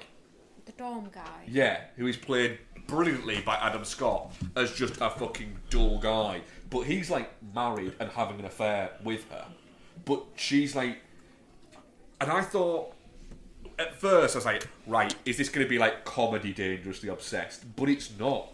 It's like dramatically quite fucking like sad, dangerously obsessed with it. And so you get this weird relationship where they decide he's become like a womanizer, Jason Sudeikis, and she's like broken by the fact that she's obsessed with this guy who just uses her. And so they decide to become like each other's like crutch. So they're not like, they basically become a couple that don't have any of the physical contact to a couple, and it becomes very When Harry Met Sally within it. For that there, but they're basically like, she's helping him to stop becoming a womanizing prick, and he's helping her kind of quit her addiction to this guy. And it becomes like this quite lovely story within this. Mark, who's this directed by? Leslie Headland, who also Yeah. made the About Last Night remake. Yeah. Russian doll. Yeah, dude. Also a guest on Blank Check. You need to fucking listen to Blank Check, I swear to God. And do you know what film she was on talking about? What? Zodiac. Zodiac. Fucking hell, fair enough. I will give that a listen. Yeah, I the thing is, I don't think enough people have seen this movie because I had never heard anyone talking about it. Yeah. But, yeah, it had me literally at a lunchtime watch, pause it and go, nope, need to watch this at home. And then had me a couple of times, like, literally within my seat when things, like, happened, like, big moments in the movie going, no, don't you fucking dare, movie. Don't you dare. You fucking prick, movie. And then later on going, you fucking beautiful bastard, movie. Yes. That's what you want. Yeah, I fucking love this. There's a bit in it where, because Jason Mantzoukas and I think it's actually Jason Mantzoukas' wife in real life, because she crops up a little bit in the league. You know the crazy woman who asked him to put her in a cage? Oh yeah. Yeah. He's like his business partner, and they've just sold their business to a bigger business. So they're doing quite well. Yeah. And he's got a wife and a kid and bits like that. And he says, look, I want to invite you. Mantzoukas says, I want to invite you to like my kid's 9th birthday party. And he's like, what? You never invite me to any like big event things. He's like, yeah, it's because usually you're just going to hit on all of our friends that might even be single. He's like, this is amazing. It's like, oh, there's one condition, you've got to bring Lainey. He's like, oh, that's bullshit. So he basically says to Lainey, he's like, would you like to come to my friends? Because he's met Lainey and like Mantzoukas that they've met. He's like, would you like to come to my friend's kid's 9th birthday party and drop Molly with me? And so they turn up just fucking high as fuck. But it isn't done in a, they just start doing stupid fucking shit. It's like quite controlled in like the low level stupid shit that they're doing. Yeah. And it's just like, wow, are you guys high? Like, yeah, we're on ecstasy. And like, oh man, I wish I could be on ecstasy right now. That'd be so much better than this bullshit. Yeah, I really enjoyed it. It's up there with more recent things like that. What was that one? Meet Cute. Yeah. And the other one that was before Meet Cute that signed Andy Samberg. That I can't remember the name of. Not Celeste and Jesse. No, it can't be that. The Time Loop one. Oh! Palm Springs. Yeah, just on the levels of Oh, yeah. that kind of like rom-coms can have a God, thing like Palm Springs. That's a fucking COVID memory hole if ever there was one. yeah, because it was a fun fucking film, but it happened in a vacuum. I've watched it a few times then. Yeah, I would genuinely say to people, give this a go. It's on Prime. I really enjoyed it. Sudeikis is in his charming, witty repartee. Let's say, and Alison Brie's really good in it. Fair play. Yeah, very much enjoyed it. What have you watched on your solo bets? Because we've chatted shitloads of this podcast so far. I don't know where we got to. So I think I didn't speak about Evil Dead Rise last time, did I? No, I don't think you finished watching it. Nope. Okay, so I rewatched Evil Dead Rise. That film is fucking grim. Yes. That Yeah, I'll never watch it again. Horrible film. No, it's fucking great though. Yeah, still. After Good for you. I will probably never watch that film again either. Someone gets attacked with a cheese grater, Mark. But I can get that from Tenet. Tenet. It's not. It doesn't linger on it. I don't want it to linger. Yeah, and then Tenet, 10 seconds beforehand, you got, I ordered my hot sauce an hour ago. Yeah. So it's everything. Sorry, mate. No, I really like Evil Dead Rise. I wasn't super keen. I liked it. I'm just never going to watch it again. Oh, it's got some really good creepy fucking shit in there. Like it's a proper watch it late at night with the lights off and it'll shit you up kind of movie. And that's what I needed. I was feeling a bit disheartened with modern horror again when I watched it. Hence why I've watched loads of old stuff. But yeah, it's just fucking great.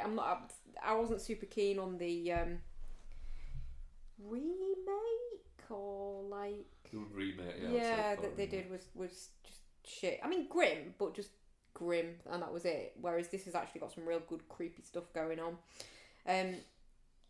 So yeah, really enjoyed that. I also watched the same night, I think. Yeah, Malevolent. You rewatched Malevolent? Yeah, with pew pew pew. Where they're ghost hunters. Oh, I was thinking You're Malignant. thinking of Malignant. Yeah, I was thinking I wouldn't Malignant. watch Malignant without you. And I was about to punch you right in the fucking face. Yeah, Malevolent's actually, it's quite Malevolent? low energy for a horror, but like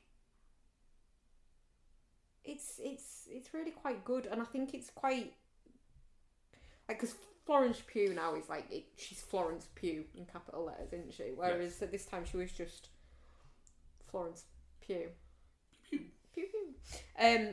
But it's real easy to see why she's had the rise that she's had.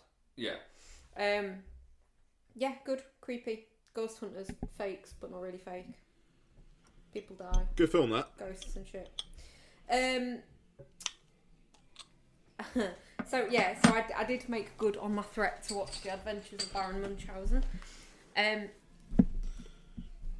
It just fucking slaps. This Baron Munchausen. It's ace, and it just because I was like after watching Time Bandits, I was a bit like, oh well, like prior to rewatching this, I was under the impression that I'd never met a Terry Gilliam movie I didn't like, and now here we are. Maybe the Gilliam magic's worn off my brain, and now I don't like him anymore. But that was not the case. Time Bandits is just boring, and that kid's annoying. So yeah, just really good and really clever, and like when you read the sort of trivia shit, about it and like the behind the scenes stuff. It's like it's just kind of wild how he used to make movies, like the chaos. Oh yeah. That reigned There was on his set. no set control. No. Like Sarah Polly's come out quite critically of the experience, hasn't she? As she is wont to do now, but like they ran out of budget for the scenes in the city that are set on the moon. You know where? Yeah. So he just took like the pictures he had of them and made them into like a mini set and just moved them around and stuff. But it's so fucking effective. Like you just don't. I feel like you don't get the same level of inventiveness. No. When you can just put it in a computer. Yeah. Yeah. It's just and Robin Williams is awesome as the King of the Moon, or the King of Everything as he calls himself.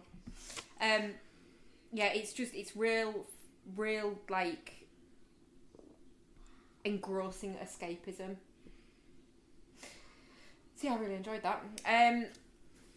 I finally got around to watching Werewolves Within as well. Oh yeah. Fun film. Yeah, Fun film. It actually is quite good fun, isn't it? It's, Yep. I wouldn't put it super high on the list of horror comedies. I think it's done. That you know, that Bill Murray, what's his Adam Driver one, you know, is probably top of the list of the horror comedies. Yeah, you love that one, don't you? No, I'm just trying to get a rise out of Ian because I know he hates it. But yeah, no, I do like it. But yeah, no, it's not top of the list. But yeah, yeah, really good fun actually. Feels a little bit like League of Gentlemen-y though, with the characters. Everyone's an exaggeration, which I don't normally super like, but it worked in this. It was fine. And oh god, sorry. So no, I didn't finish that one. No, so that's me for films. Sorry, I thought I had two more, but then one's with you and one I didn't finish yet. The only other thing that I watched was the Scott Pilgrim Takes Off. Did you finish that yet, Ian? No, I am halfway through. I slightly tuned out, so I'm kind of intrigued to see how it went for you. Well, I won't say too much because obviously, if you go back to it, I don't want to spoil anything. But Sure, yeah, yeah. I find it really interesting that they've taken the same like starting premise and then just gone in a completely different fucking direction with it. And look, just to say, I think if anyone's particularly bothered about spoilers for the whole thing, fair enough. But otherwise, I think it's worth saying what happens at the end of the first episode, because I think it's a good, like, this is actually different from the film. It's not an adaptation of the film nor the graphic novel. It's very different. Yeah, well, yeah. I mean, okay, so spoiler alert, flip forward 30 seconds if you haven't watched it yet and you're planning to, but pause. Scott Pilgrim dies at the end of the first episode. And it's just basically about, like, I can't say too much without spoiling it for Ian. What happens? It's a rug pull and a half, though, isn't it? Oh, well. Like, when that happens, it's a rug pull and a half. Just like, what? Oh god, yeah. You're like, what? No, that's not what happens in the film. Oh god, right, okay. And then it's Ramona. You know, that's great. Sorry. Yeah. But yeah, I think there's some nice meta stuff in there as well. Like, the film is referenced in the show. It's been directed by Edgar Wrong. There's stuff. It's funny. It's really, really funny. And the animation style throughout it is great. I think the fact that, like, whenever there's a fight, it's like Street Fighter, like, title card, blah versus blah, whoever it is. It's just really well done. And I think, yeah, they could have lazily just sort of redone it as a version of the film, but animated. But they've obviously gone off in a different direction. It's the same cast as well, isn't it? Same voice cast, Yeah. yeah. And Blank Check's Griffin Newman plays several characters in it. Just to reference Blank Check again. How much do they pay you, Ian, just out of interest? It's a great show, and I dearly, dearly fucking wish at least Mark would just give it a crack. I will give it a crack. Yeah. Oh, the only other thing I've done of note is, so I don't know whether I've mentioned on the cast before, but I've kind of got into audiobooks when I'm driving to and from work. Oh, that's a good habit. Yeah. So I've always struggled with audiobooks because the snob in me is like, well, you're not really reading it, which you're not. I wouldn't audiobook something I'd not read before. And I'd struggle because, like, when you're driving, you're concentrating on driving, and then you miss bits, and then you have to rewind 30 seconds, blah blah blah, and it's just a bit of a pain in the ass. I've always struggled to get engrossed enough in it to take in the story, but I think it's just maybe taken a bit of practice for me. So I've been listening to. So I listened to the audiobook of the first Dark Tower book, Stephen King. Sort of as a right. Well, by the time I get to the end of this one, I'll have finished my book that I'm reading, and then I can read the second Dark Tower book and then do a series reread. But I haven't, because for some reason since I've got back from holiday I've lost the ability to actually fucking read. So I'm Mark now. I'm you. It's good, isn't it? No, it's horrible. Sorry. So I downloaded the next one in the series, the Drawing of the Three, and I've got 16 minutes of that left. And my Audible credits don't renew until the 5th of December, so I don't know what the fuck I want to do. Probably listen to some bloody podcasts or some bullshit. Well, this is the Blank Check.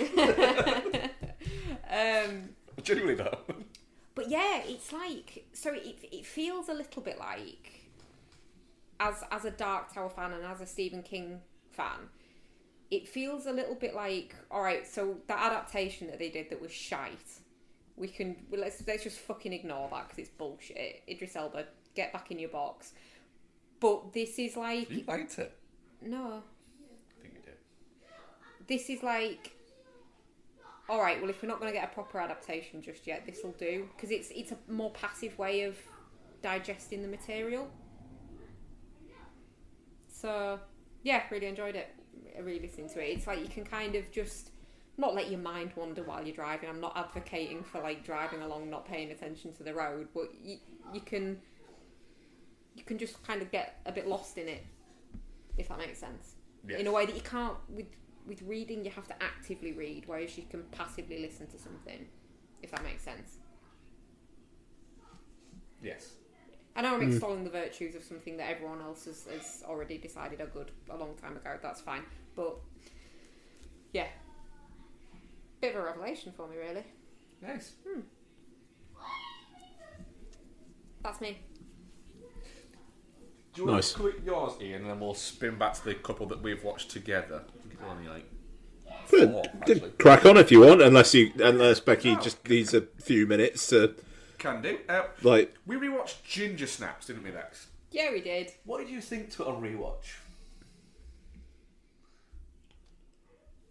Because at the time I was up for a full Ginger Snaps, let's fucking watch all of them rewatch, and now I'm not. Oh, you're not? No, I struggled with it this time. Is it because, as a grown-up, Catherine Isabel being super hot is not enough? A little bit, yeah. Yeah. Also, as well, Emily Perkins was just annoying in it. Like when Ginger just stops like hanging out with her, I was like, it's because you're annoying.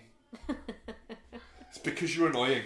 She's supposed to be younger and stuff, though. Yeah, but she's just annoying. Enthralled to her older sister, but yeah. No, I. The thing is, were I to watch it now for the first time, would I have as much affection for it as I do? No, yeah, there is that. No, but I do have an awful lot of affection for it because I do, and it's gnarly. I like the fact that it's quite gnarly. It basically gave birth to emo. Yeah, and it's dealing with like the whole tale as old of time of people who menstruate are very dangerous. But it does it in such a fucking like, look at it, look at the blood, look at it, listen to the explanation of what happens. It's very graphic. He doesn't pull away from it at all, and I think that's quite fun. It's quite ballsy. Yeah. It's just not that. Fucking Canadians, man, they're mental. Great. So yeah, no, I really enjoyed it, and I think it's as a girl, that particular part of our lives is very much glossed over in media and stuff like that, and it leaves a lot of people with the feeling that it's something to be kind of hidden and to be a little bit ashamed of. Like you don't talk about it, and I think the fact that this like just doesn't. I think that's quite empowering to the right audience to go, do you know what? No, it's a natural part of my fucking day. Go away. Okay. Do you know what I mean, though? Yeah, I know exactly what you mean. What are you looking at me like that for? Because I am one of those people. Because you're one of those people, Yeah. Becky. Well, I obviously didn't see ginger I don't snaps think you've young ever enough. bought tampons. Yes, I have. You used to get me to buy them for you. Well, yeah, I'm grown I had to now. have that conversation with Isabel. No, you didn't. I did.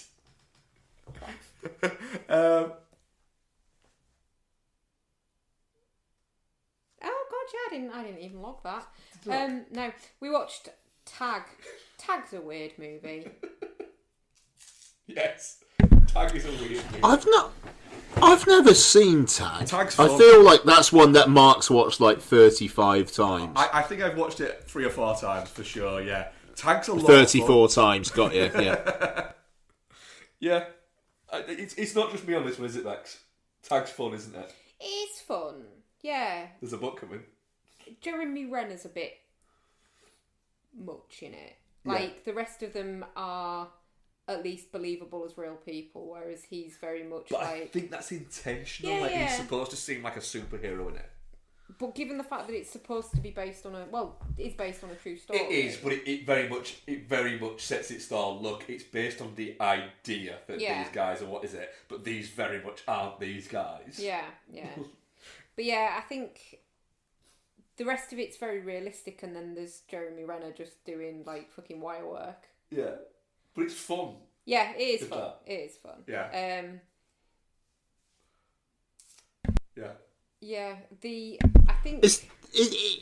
Sorry, is that one of those films where John Hamm like decides he wants to try and be funny one day? Yeah. I think John Hamm is quite funny, though. I But think he's quite good it's at like... comedy. I kind of want John Hamm to pick a lane. That's all. I think it's difficult when you're that handsome. Yeah. But I mean, and that's the difficulty, because he's too handsome, and he can't be versatile. I won't allow John Hamm to be versatile. I would just like it if John Hamm just basically played Fletch for the rest of his career. And every night couple We years, do need another Confess Fletch. Yeah. Yes, the people demand it. Yeah. What else did we? We've got 2 more. We Sorry, no, and Mark, sorry, I feel like I just talked over Becky. Bex, sorry. Like, was there anything else you wanted to say there? I'm so sorry. No, I was just saying. I think John Hamm's got a good energy. like. He has got a good energy. He's got really good on-screen charisma, and I think he's got a good feel for a certain type of comedy, and I think that's what he's doing in Tag. He's doing suave man comedy in the same way that he is in Confess Fletch. Yeah, like he's doing that. He can send himself up without it going into outright buffoonery. Yeah, yeah. And do you know what? On the Fletch side of it, in the same way that Chevy Chase kind of does in it, like he's a bit buffoonish, and he says some stupid shit, but he's also like genuinely still one of the greatest lines in cinema is in Fletch. I love what you've done to the place. It must have cost you hundreds. I'm just.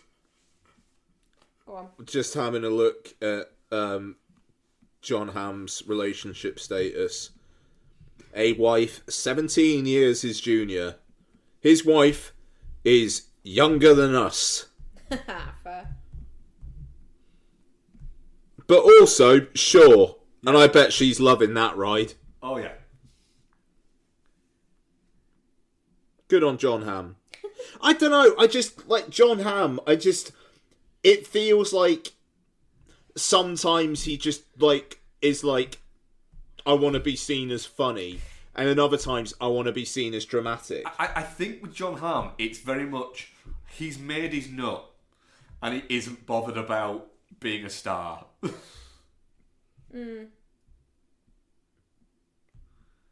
Oh, wait, I think he just Bex, enjoys being John Hamm. she plays the, she's in Tag. No, she's in Fletch, sorry, as one of the characters in Fletch. Oh, okay. Yeah, we watched our first Christmas movie, didn't we? Yeah, it's a soft intro. It's a soft intro, yeah. It's a soft intro, that we rewatched, and it was your idea, this one, wasn't it? Yeah, it was actually. I don't know where it came from. I don't know where it came from. Bolt out of the blue. So we watched Lethal Weapon. Good choice. I kind of got it into my head, and I think I am correct. Mel Gibson is the male Meg Ryan. In this type of movie, yeah. Like facially, and some of the facial expressions he pulls, it's like, God, it's Meg Ryan's face. Yeah. But yeah, he's problematic though he may be. He's very good in this, and it's I kind of feel like pre-problematic. Yeah. So I feel like we're allowed to like it. Yes, we're allowed to like Lethal Weapon. Because yeah. it's fucking great. It is fucking great. It is wild, like that Danny Glover's 41. I did talk about my Danny Glover age earlier in the thing. Yeah. But you're not at your what's his name age. I'm not at my Because Roger he's Russell supposed to age. have just turned 50. Yeah. So. But I am at my Danny Glover age. Yeah.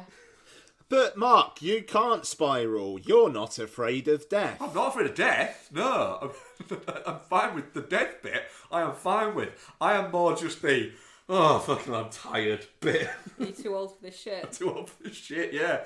I mean, the fact that it has rugged and handsome, versatile actor Tom Atkins in it as well. Still rugged and handsome. Still rugged and Even fucking with handsome. His silver fox look going. Yeah. I love the fact that so quickly into Lethal Weapon, you believe that these two guys who are supposed to be a little bit like opposites that rub each other the wrong way, just essentially form like the quintessential bromance with each other. Yeah. That you've got Riggs essentially has his life saved by his relationship with this guy. Yeah. Because he gives him a reason to live. That's it, and the thing is It's quite lovely. That's the bones of this movie. It's like it's their thing. The story's quite thin. Well, the story's thin because the story isn't that. The story is essentially, Danny Glover not wanting to work with this guy, then noticing, look, this guy is broken by the same war that I was in. He's just broken because his missus died. They're kind of putting it down to the existing trauma and bits out there within the film. And he just kind of, he sees it as, do you know what? No, I'm going to show this guy that there's more to life. This by basically just insisting that he just like meets his family and all that lot, and it's just a really sweet movie at points. It's just bonkers. And then you've got Gary Busey. Yeah, Gary Busey's mint in this. One of my favourite bits about this movie is when they're sat in his boat just in the garden. Yeah, I love and that. he just starts it for shits and giggles. Yeah, Gary Busey's actually really good in this. Like I always think of Gary Busey as being like one of those kind of actors. Like he's always unhinged. Yeah, but he's not really unhinged in this. He's a baddie, but he's not like unhinged. No, he's hinged. I always like the fact that every time I watch a Gary Busey movie, which is probably more than most, that I always end up finding myself like a few days later going, yeah, I need to find that bit where he explains the plot to Predator 2. Okay. If anybody has never seen the clip, just Yeah. Get your phone out now and just pause us and Google Gary Busey explains the plot to Predator 2. Because it's worth doing. It is just madness, just undiluted. Have a look later on, babe. Oh, well, I'm queuing it up on YouTube. And then, what else did we watch, Bex? I'm not doing another one. You can do this. We rewatched The Taking of Pelham 1, 2, 3. Yeah, we did. Which one? What? The remake. Which? Lick my bunghole, motherfucker! Yep. Which we used to have as a cabin watch, didn't we? But we can't go to the cabin because it's 5 minutes walk away from here now. Yeah. So, we rewatched this. I have a special place in my heart for Taking of Pelham 1, 2, 3. Yeah. And I can't explain why. I genuinely think it might be one of John Travolta's best post-Pulp Fiction performances. Yeah. I mean, that's a low bar. It's a low bar, admittedly, but it's a bar. I just think it's... if anybody else was directing this movie, it would be an absolute fucking car crash. But it is. It's Tony Scott. So it's engaging, it's thrilling, it's brilliant, and it has genuinely one of the last fucking great scenes. Not quite the last scene, but the last great scenes of a character, where he's basically telling, at the end, telling Denzel Washington, I'm not going back to jail. On the bridge. On the bridge. And he's going, I am going to shoot you. You're going to have to fucking shoot me. I am going to shoot you. And then when he does shoot him, Travolta fucking nails that line of just, you're my goddamn hero. It's fucking brilliant. Like, genuinely, it's probably in my top 20 scenes in history of cinema. Yeah. That film, I mean, that film was so poo-pooed. Yeah. And it kind of feels like it's been forgotten. And like, Eat, Sleep, Live film back in the day, I did a series called Defending. Where, you know, it talking about films that are bad, like, it was like bad Rotten Tomatoes scores and whatnot. And that was my first one. That film is, and especially looking back now, is a film I don't think would be made today. You know, it's not like blockbustery enough to like really get out there in the studio system. The bonkers thing there, it's basically two locations: a train carriage and an office. Yeah, and yes, and it's too just kind of like aimed at like just an adult audience. It's not provocative; it's just a thriller with a budget. And that wouldn't be done by a streaming service either, I don't think, at this point. It's a film that wouldn't be made now. And the loss of Tony Scott, I feel, has been really felt over the last decade.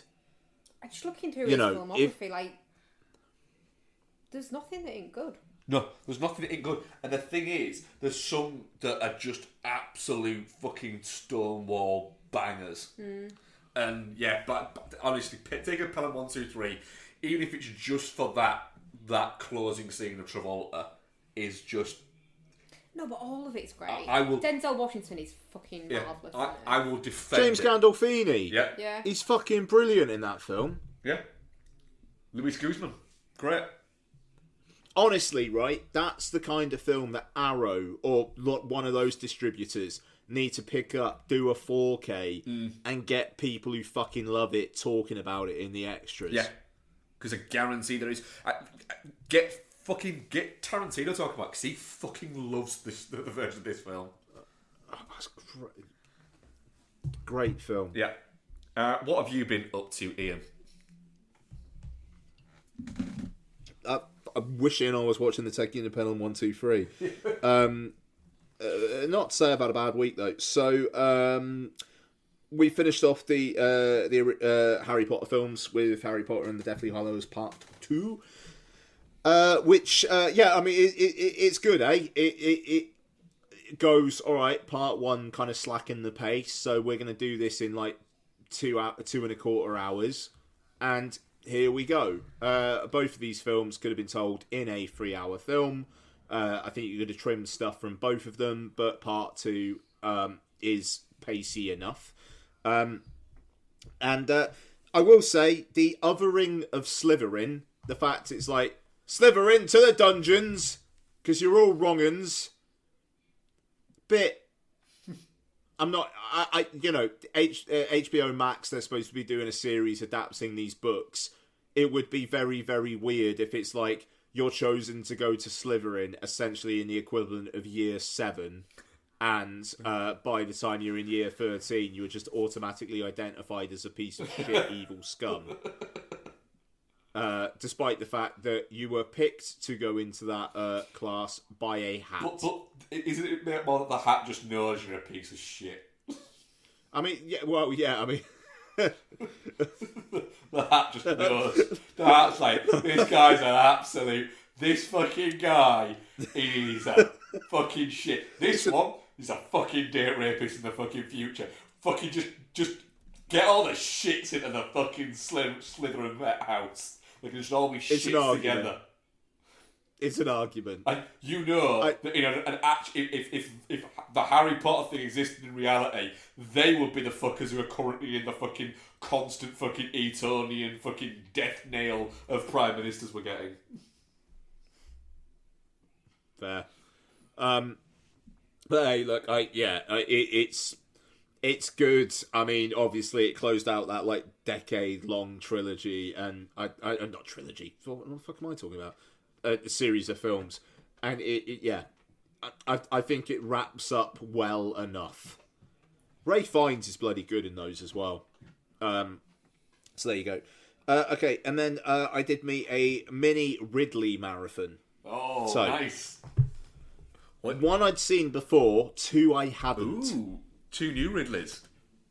Yep, 2 new Rids. So, the one I'd seen before, Gladiator.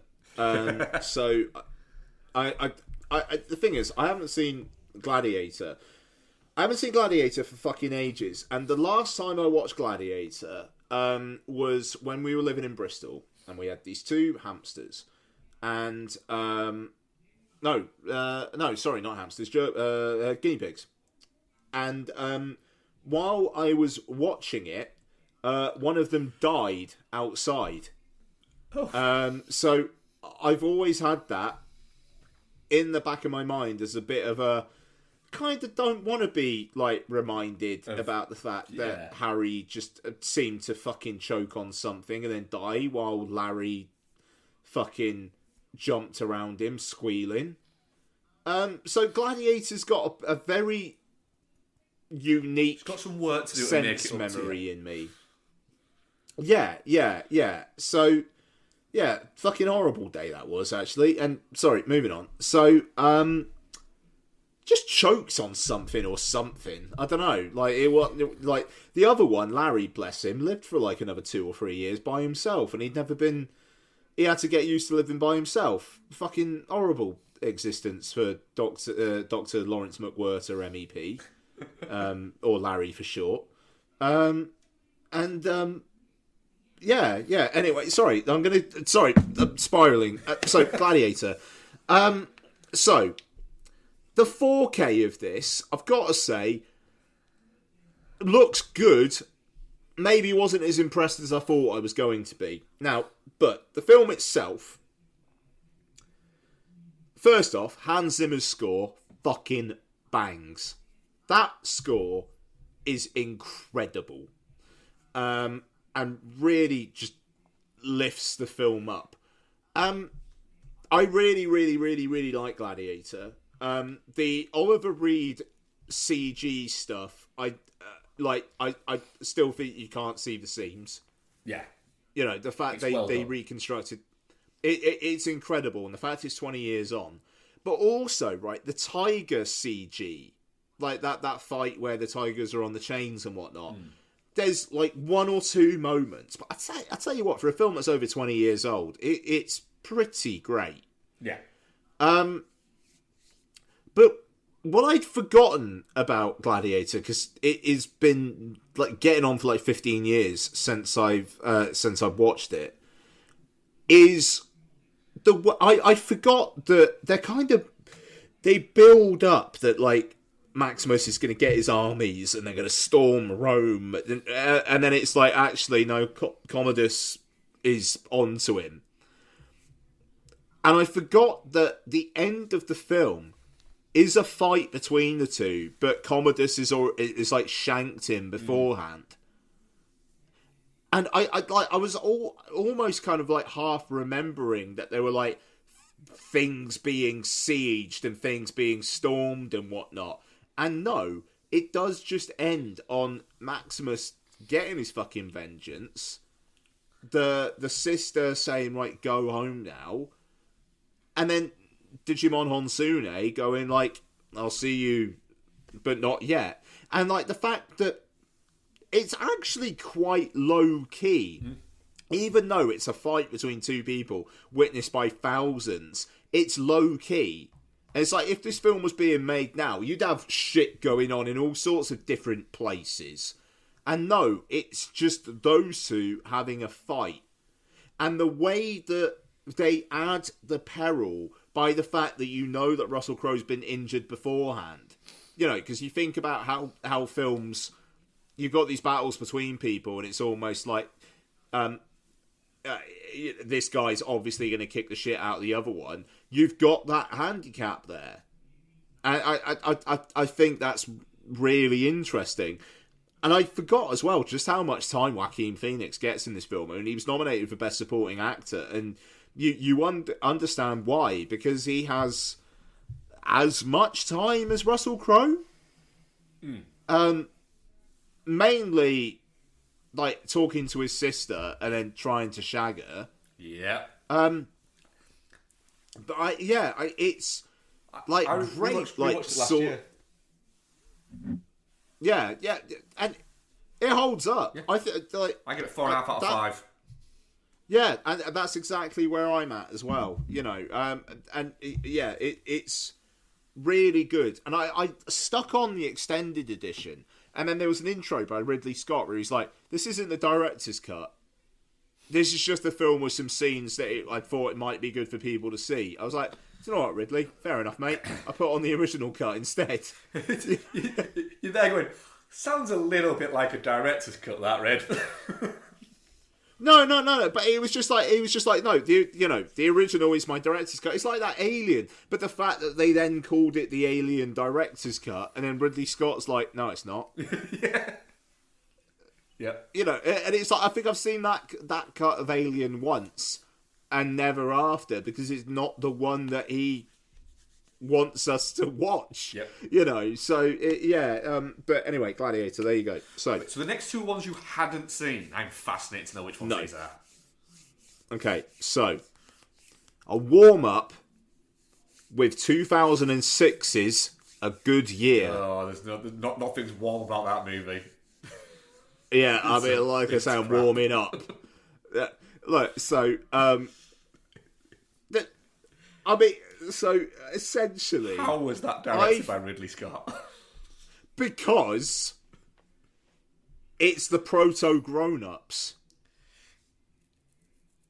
It's Ridley Scott going, yeah, I live in the south of France and I like wine. Russell, do you like wine? And would you like to shoot a film in the south of France? Yeah, I would, Ridley. Yeah. All right, cool. All right, now, Russell, we are going to have to do maybe a week or so of shooting in London. You okay with that? Can I just be a dickhead for the whole time? Yes, you can. All right, then, I'm in. So, this film, it does feel like a jolly.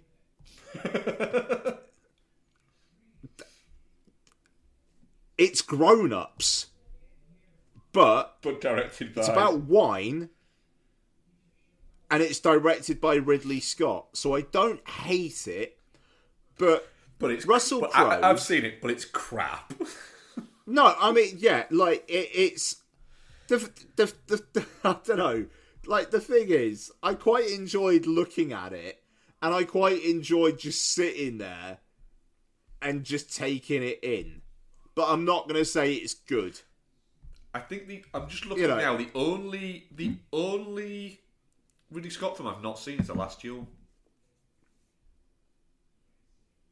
That's a good film as well. I think it's just that it's that long that it's that long, and I have constant access to it that I've just not watched it yet.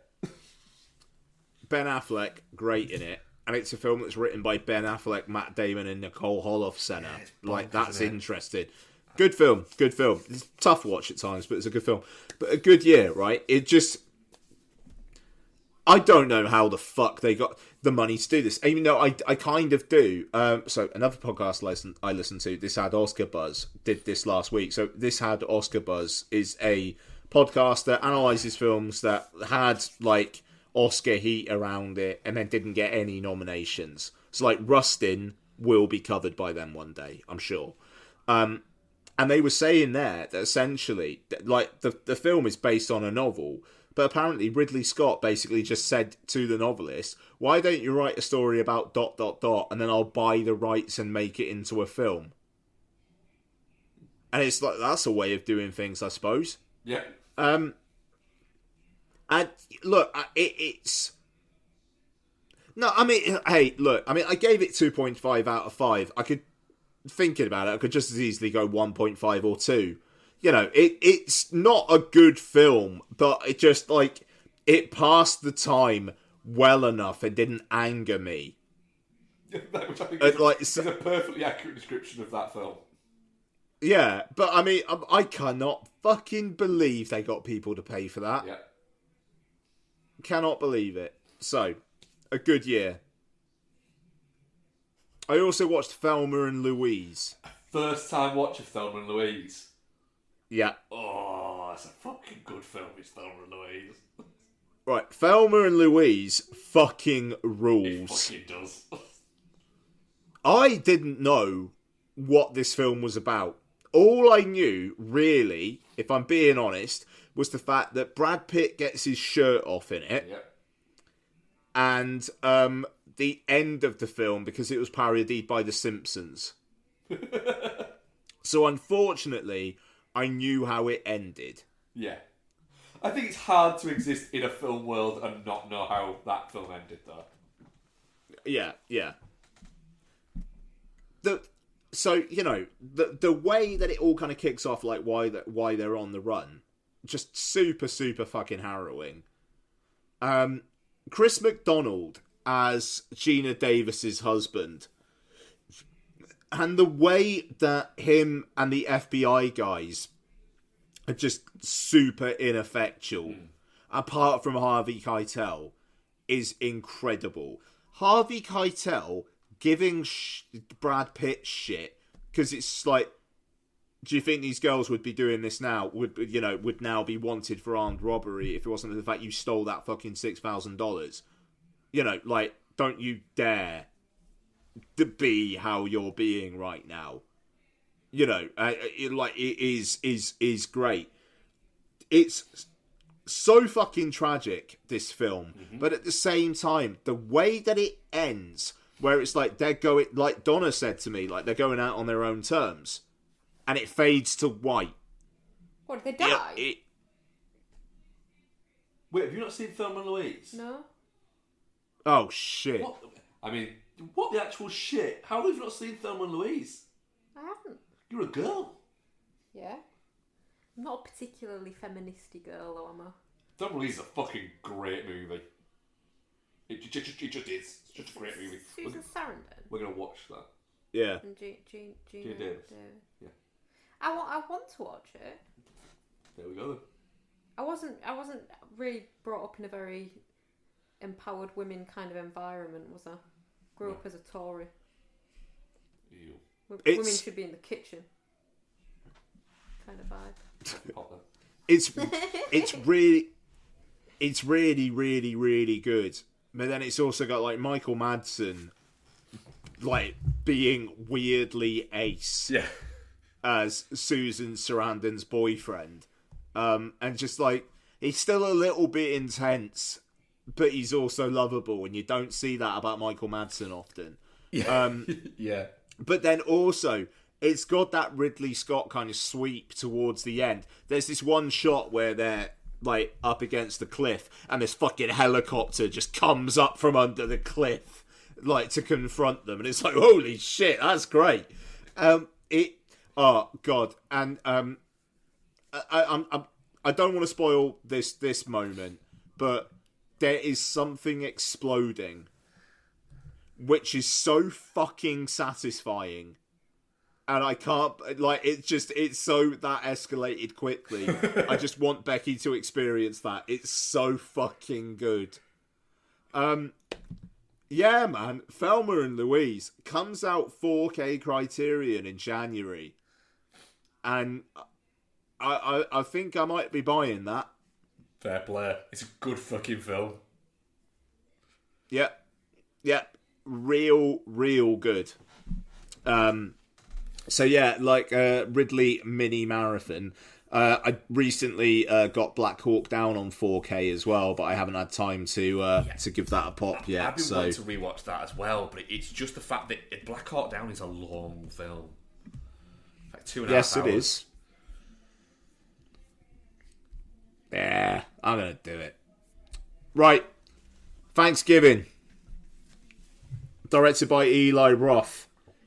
Starring Patrick Dempsey, Ty Olesen, Gina Gershon, Lynn Griffin, Rick Hoffman, and others. So, after a Black Friday riot ends in tragedy, a mysterious Thanksgiving-inspired killer terrorizes Plymouth, Massachusetts, the birthplace of the infamous holiday. I'll start on this one. So, Thanksgiving is fun. It is a good time. There are some really good kills, and then the third act is shit. Mark, Thanksgiving. Thanksgiving is a good time. There are some really good kills, and the third act is shit. Yeah, I think that's pretty accurate. The opening is fucking great. The building tension of this fucking riot that's happening, and the almost like cartoon like stereotype that these kids are, where it's verging on a Funny or Die sketch levels of these guys are just fucking what? Yeah, and I kind of like the vibe of that. The problem is, it then all of a sudden starts to become a little bit more like, well, this is just I know what you did last Thanksgiving.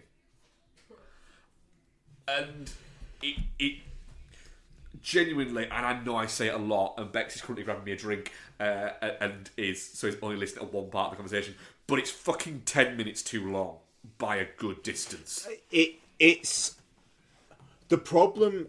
The biggest problem I have with this film, and there are a good deal of positives, so I will get into them, but the way that the climax of the film you think is going to be in that house where he's serving them dinner and whatnot, and then no, she escapes, and then it literally fades to black, and then it's like, right, we're in a different location, and now we're going to have the final thing.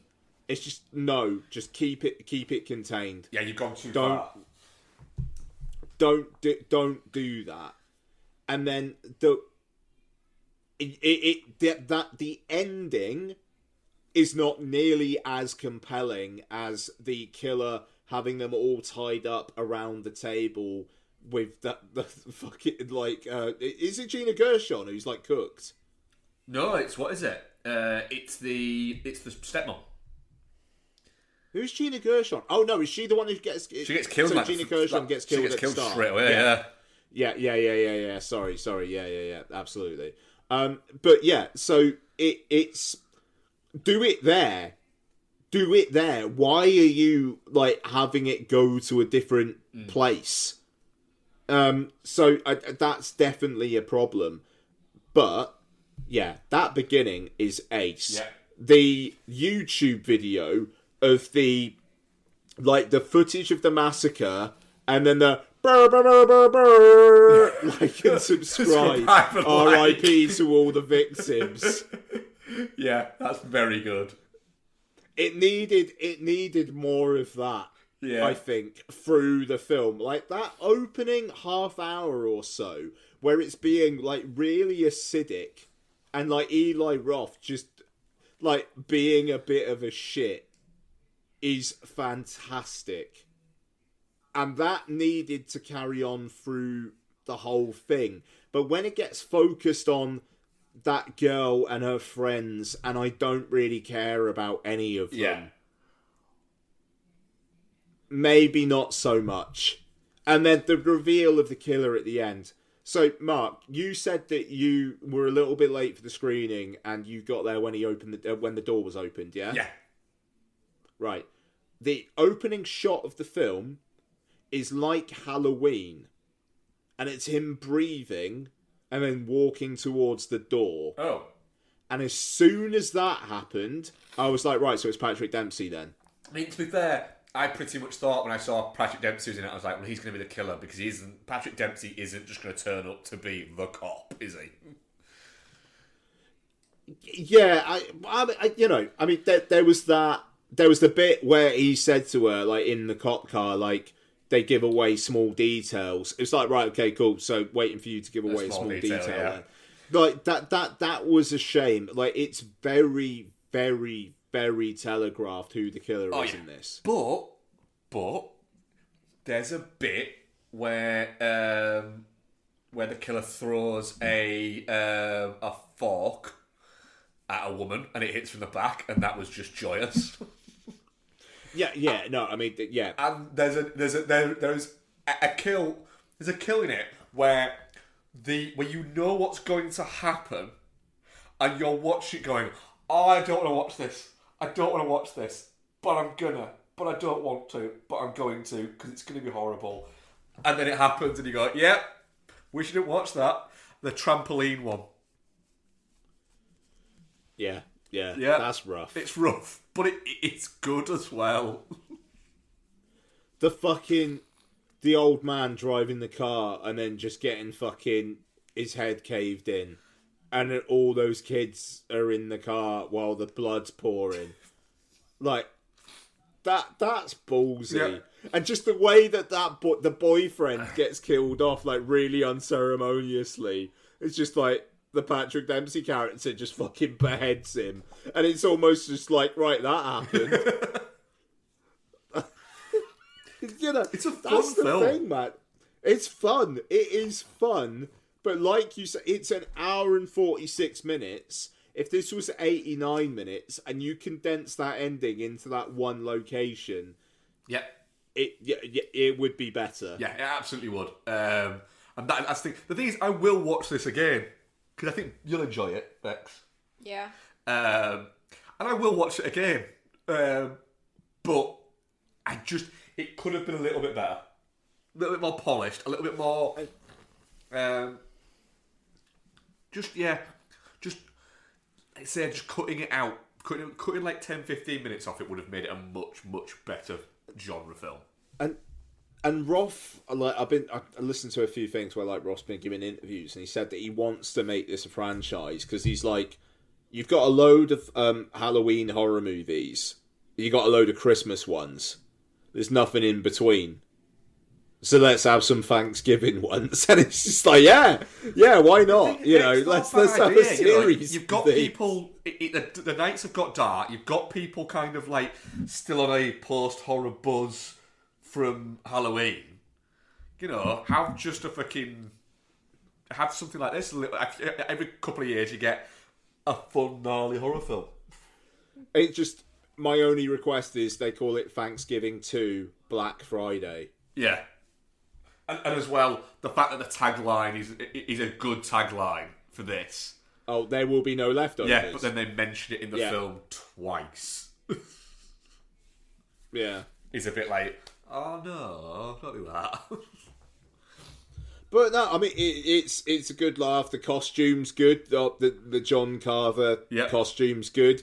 The mass hole aspect of it, where like basically every single male character apart from the killer is a bit of a dickhead. Like, I respect that. Yep. Just the accents are brilliant in this film. Like, Boston, Massachusetts is just on a different planet, I swear to God. Good time. Yeah, definitely not shit. Definitely not shit. Audience poll was definitely not shit. 50%. touching cloth 25%, and shit 25%. That was from Twitter. I am not buying a must bullshit and calling it X. And 100% definitely not shit on Instagram. Right. Good work, Instagram. Yes, like that. Just a nicer crowd over there. Yeah. Sadly, no questions from the Instagram this week, though. But we did get a couple from Twitter.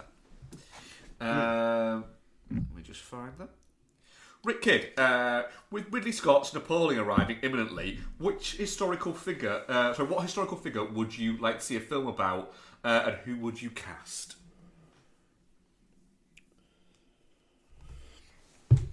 Historical figure, who would you cast as said historical figure? Genghis Khan, played by Christopher Mintz-Plasse. Fair enough. I've got one, and it's going to be fucking Bex. You know this. I genuinely can't think of any historical figures right now. Well, I'm not a fan of history, am I? No. Because I just think it's people get obsessed with history, and it's like, nah, stop looking back constantly, you pricks. Attila the Hun, played by Natasha Lyonne. I'd watch the shit out of that. Yep, so would I. Yeah, it'd be a tough wank, but I'd get through it. That's interesting. Who would I want? I've got one. Go on. I'd want to see a movie. This current crop of movies that we've got about like real like low key like things that happened like relatively recently. I'd like to see a kind of like tongue in cheek but semi serious story of Ali Dyer. For anyone who doesn't know who Ali Dyer is, he is a guy who managed to get to play for a Premier League team in an actual Premier League game, right? By just faking an actual career that he'd been a footballer and claiming he was George Weah, former World Player of the Year. Claiming he was George Weah. It's George Weah's cousin. Oh right, sorry, So that would have been amazing. He played for one half for Southampton because they had an injury crisis. So they just like, we need a striker. They put him on the bench even though he'd been a bit ropey in training. And he came on and played, and then I'm fairly certain he was substituted in the same game because as soon as they brought him on, they realised this guy's not a footballer. It's good. I would watch the shit out of that. You can't think of a single historical figure, can you, Bex? No, see, the thing is, I'm not really interested in history as such, and the way I get interested in historical events is that I watch films about them and then read the backstory, so they're already made. Yeah. Fair play. A full-on film about Nikola Tesla would be good, Yeah. but I don't know who I would get to play him. After Bowie played it so spectacularly in The Prestige. It's fucking great as Nikola Tesla in that, isn't he? Well, we did have one. Benedict Cumberbatch played him, didn't he? I don't count. He's Alright. not real. He's a potato sack with a sentience. Fucking hell, Bex. Dylan Black Lanterns. Look, go. I watched something else that I forgot about. What? That I would like to recommend to anybody that isn't a cunt like you guys and watches TV. Oh wow. Monarch Legacy of Monsters. No, I'm not going to watch it. Not going to watch it. No, I know you won't.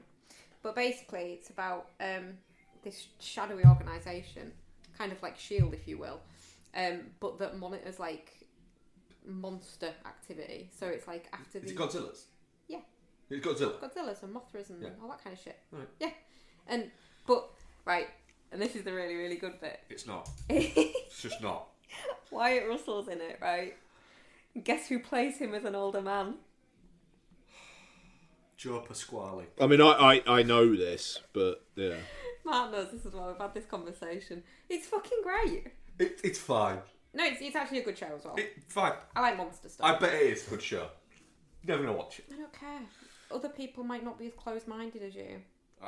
Well, fuck those guys. Oh, the new episode. Dylan Blackletters. I've seen a few people after watching The Killer complain the main character was actually a bit crap and saying it was naff.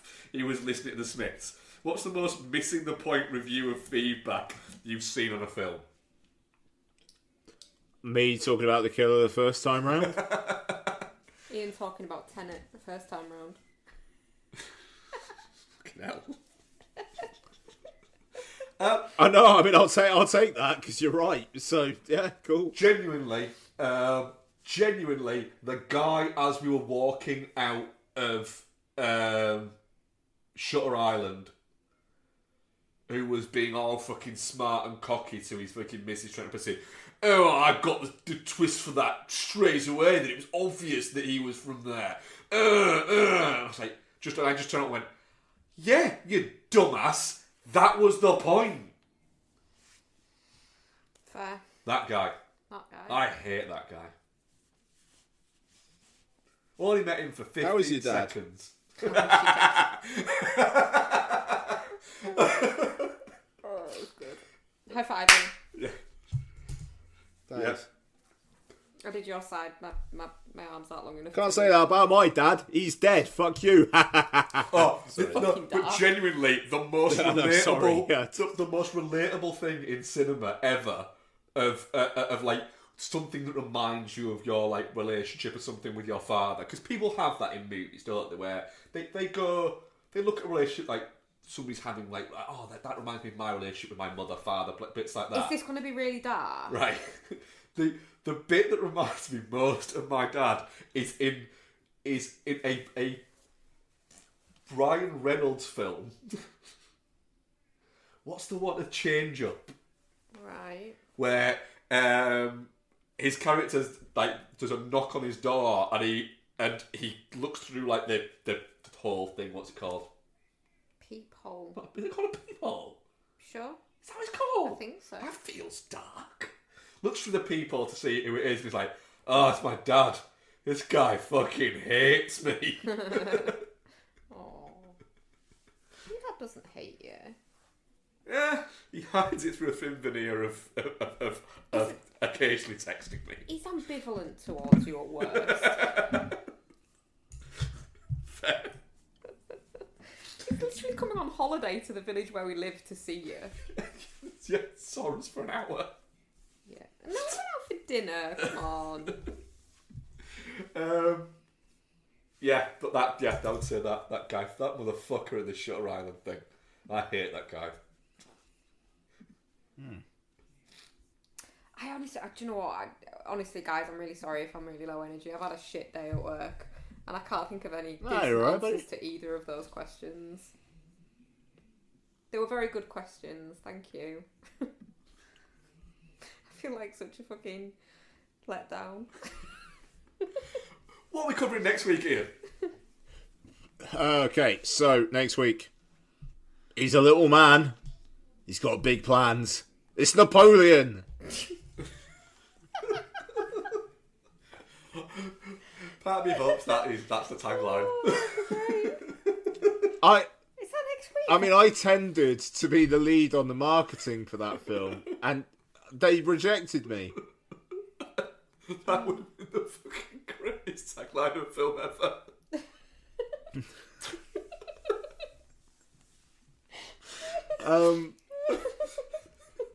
Oh wow, okay. You know when you see like those like real Oscars posters and they're just like piss taking. That was that level of made me laugh. Oh, that was great. That was really cheered me up. Thanks. Oh, Ian. thanks, guys. No, you're welcome.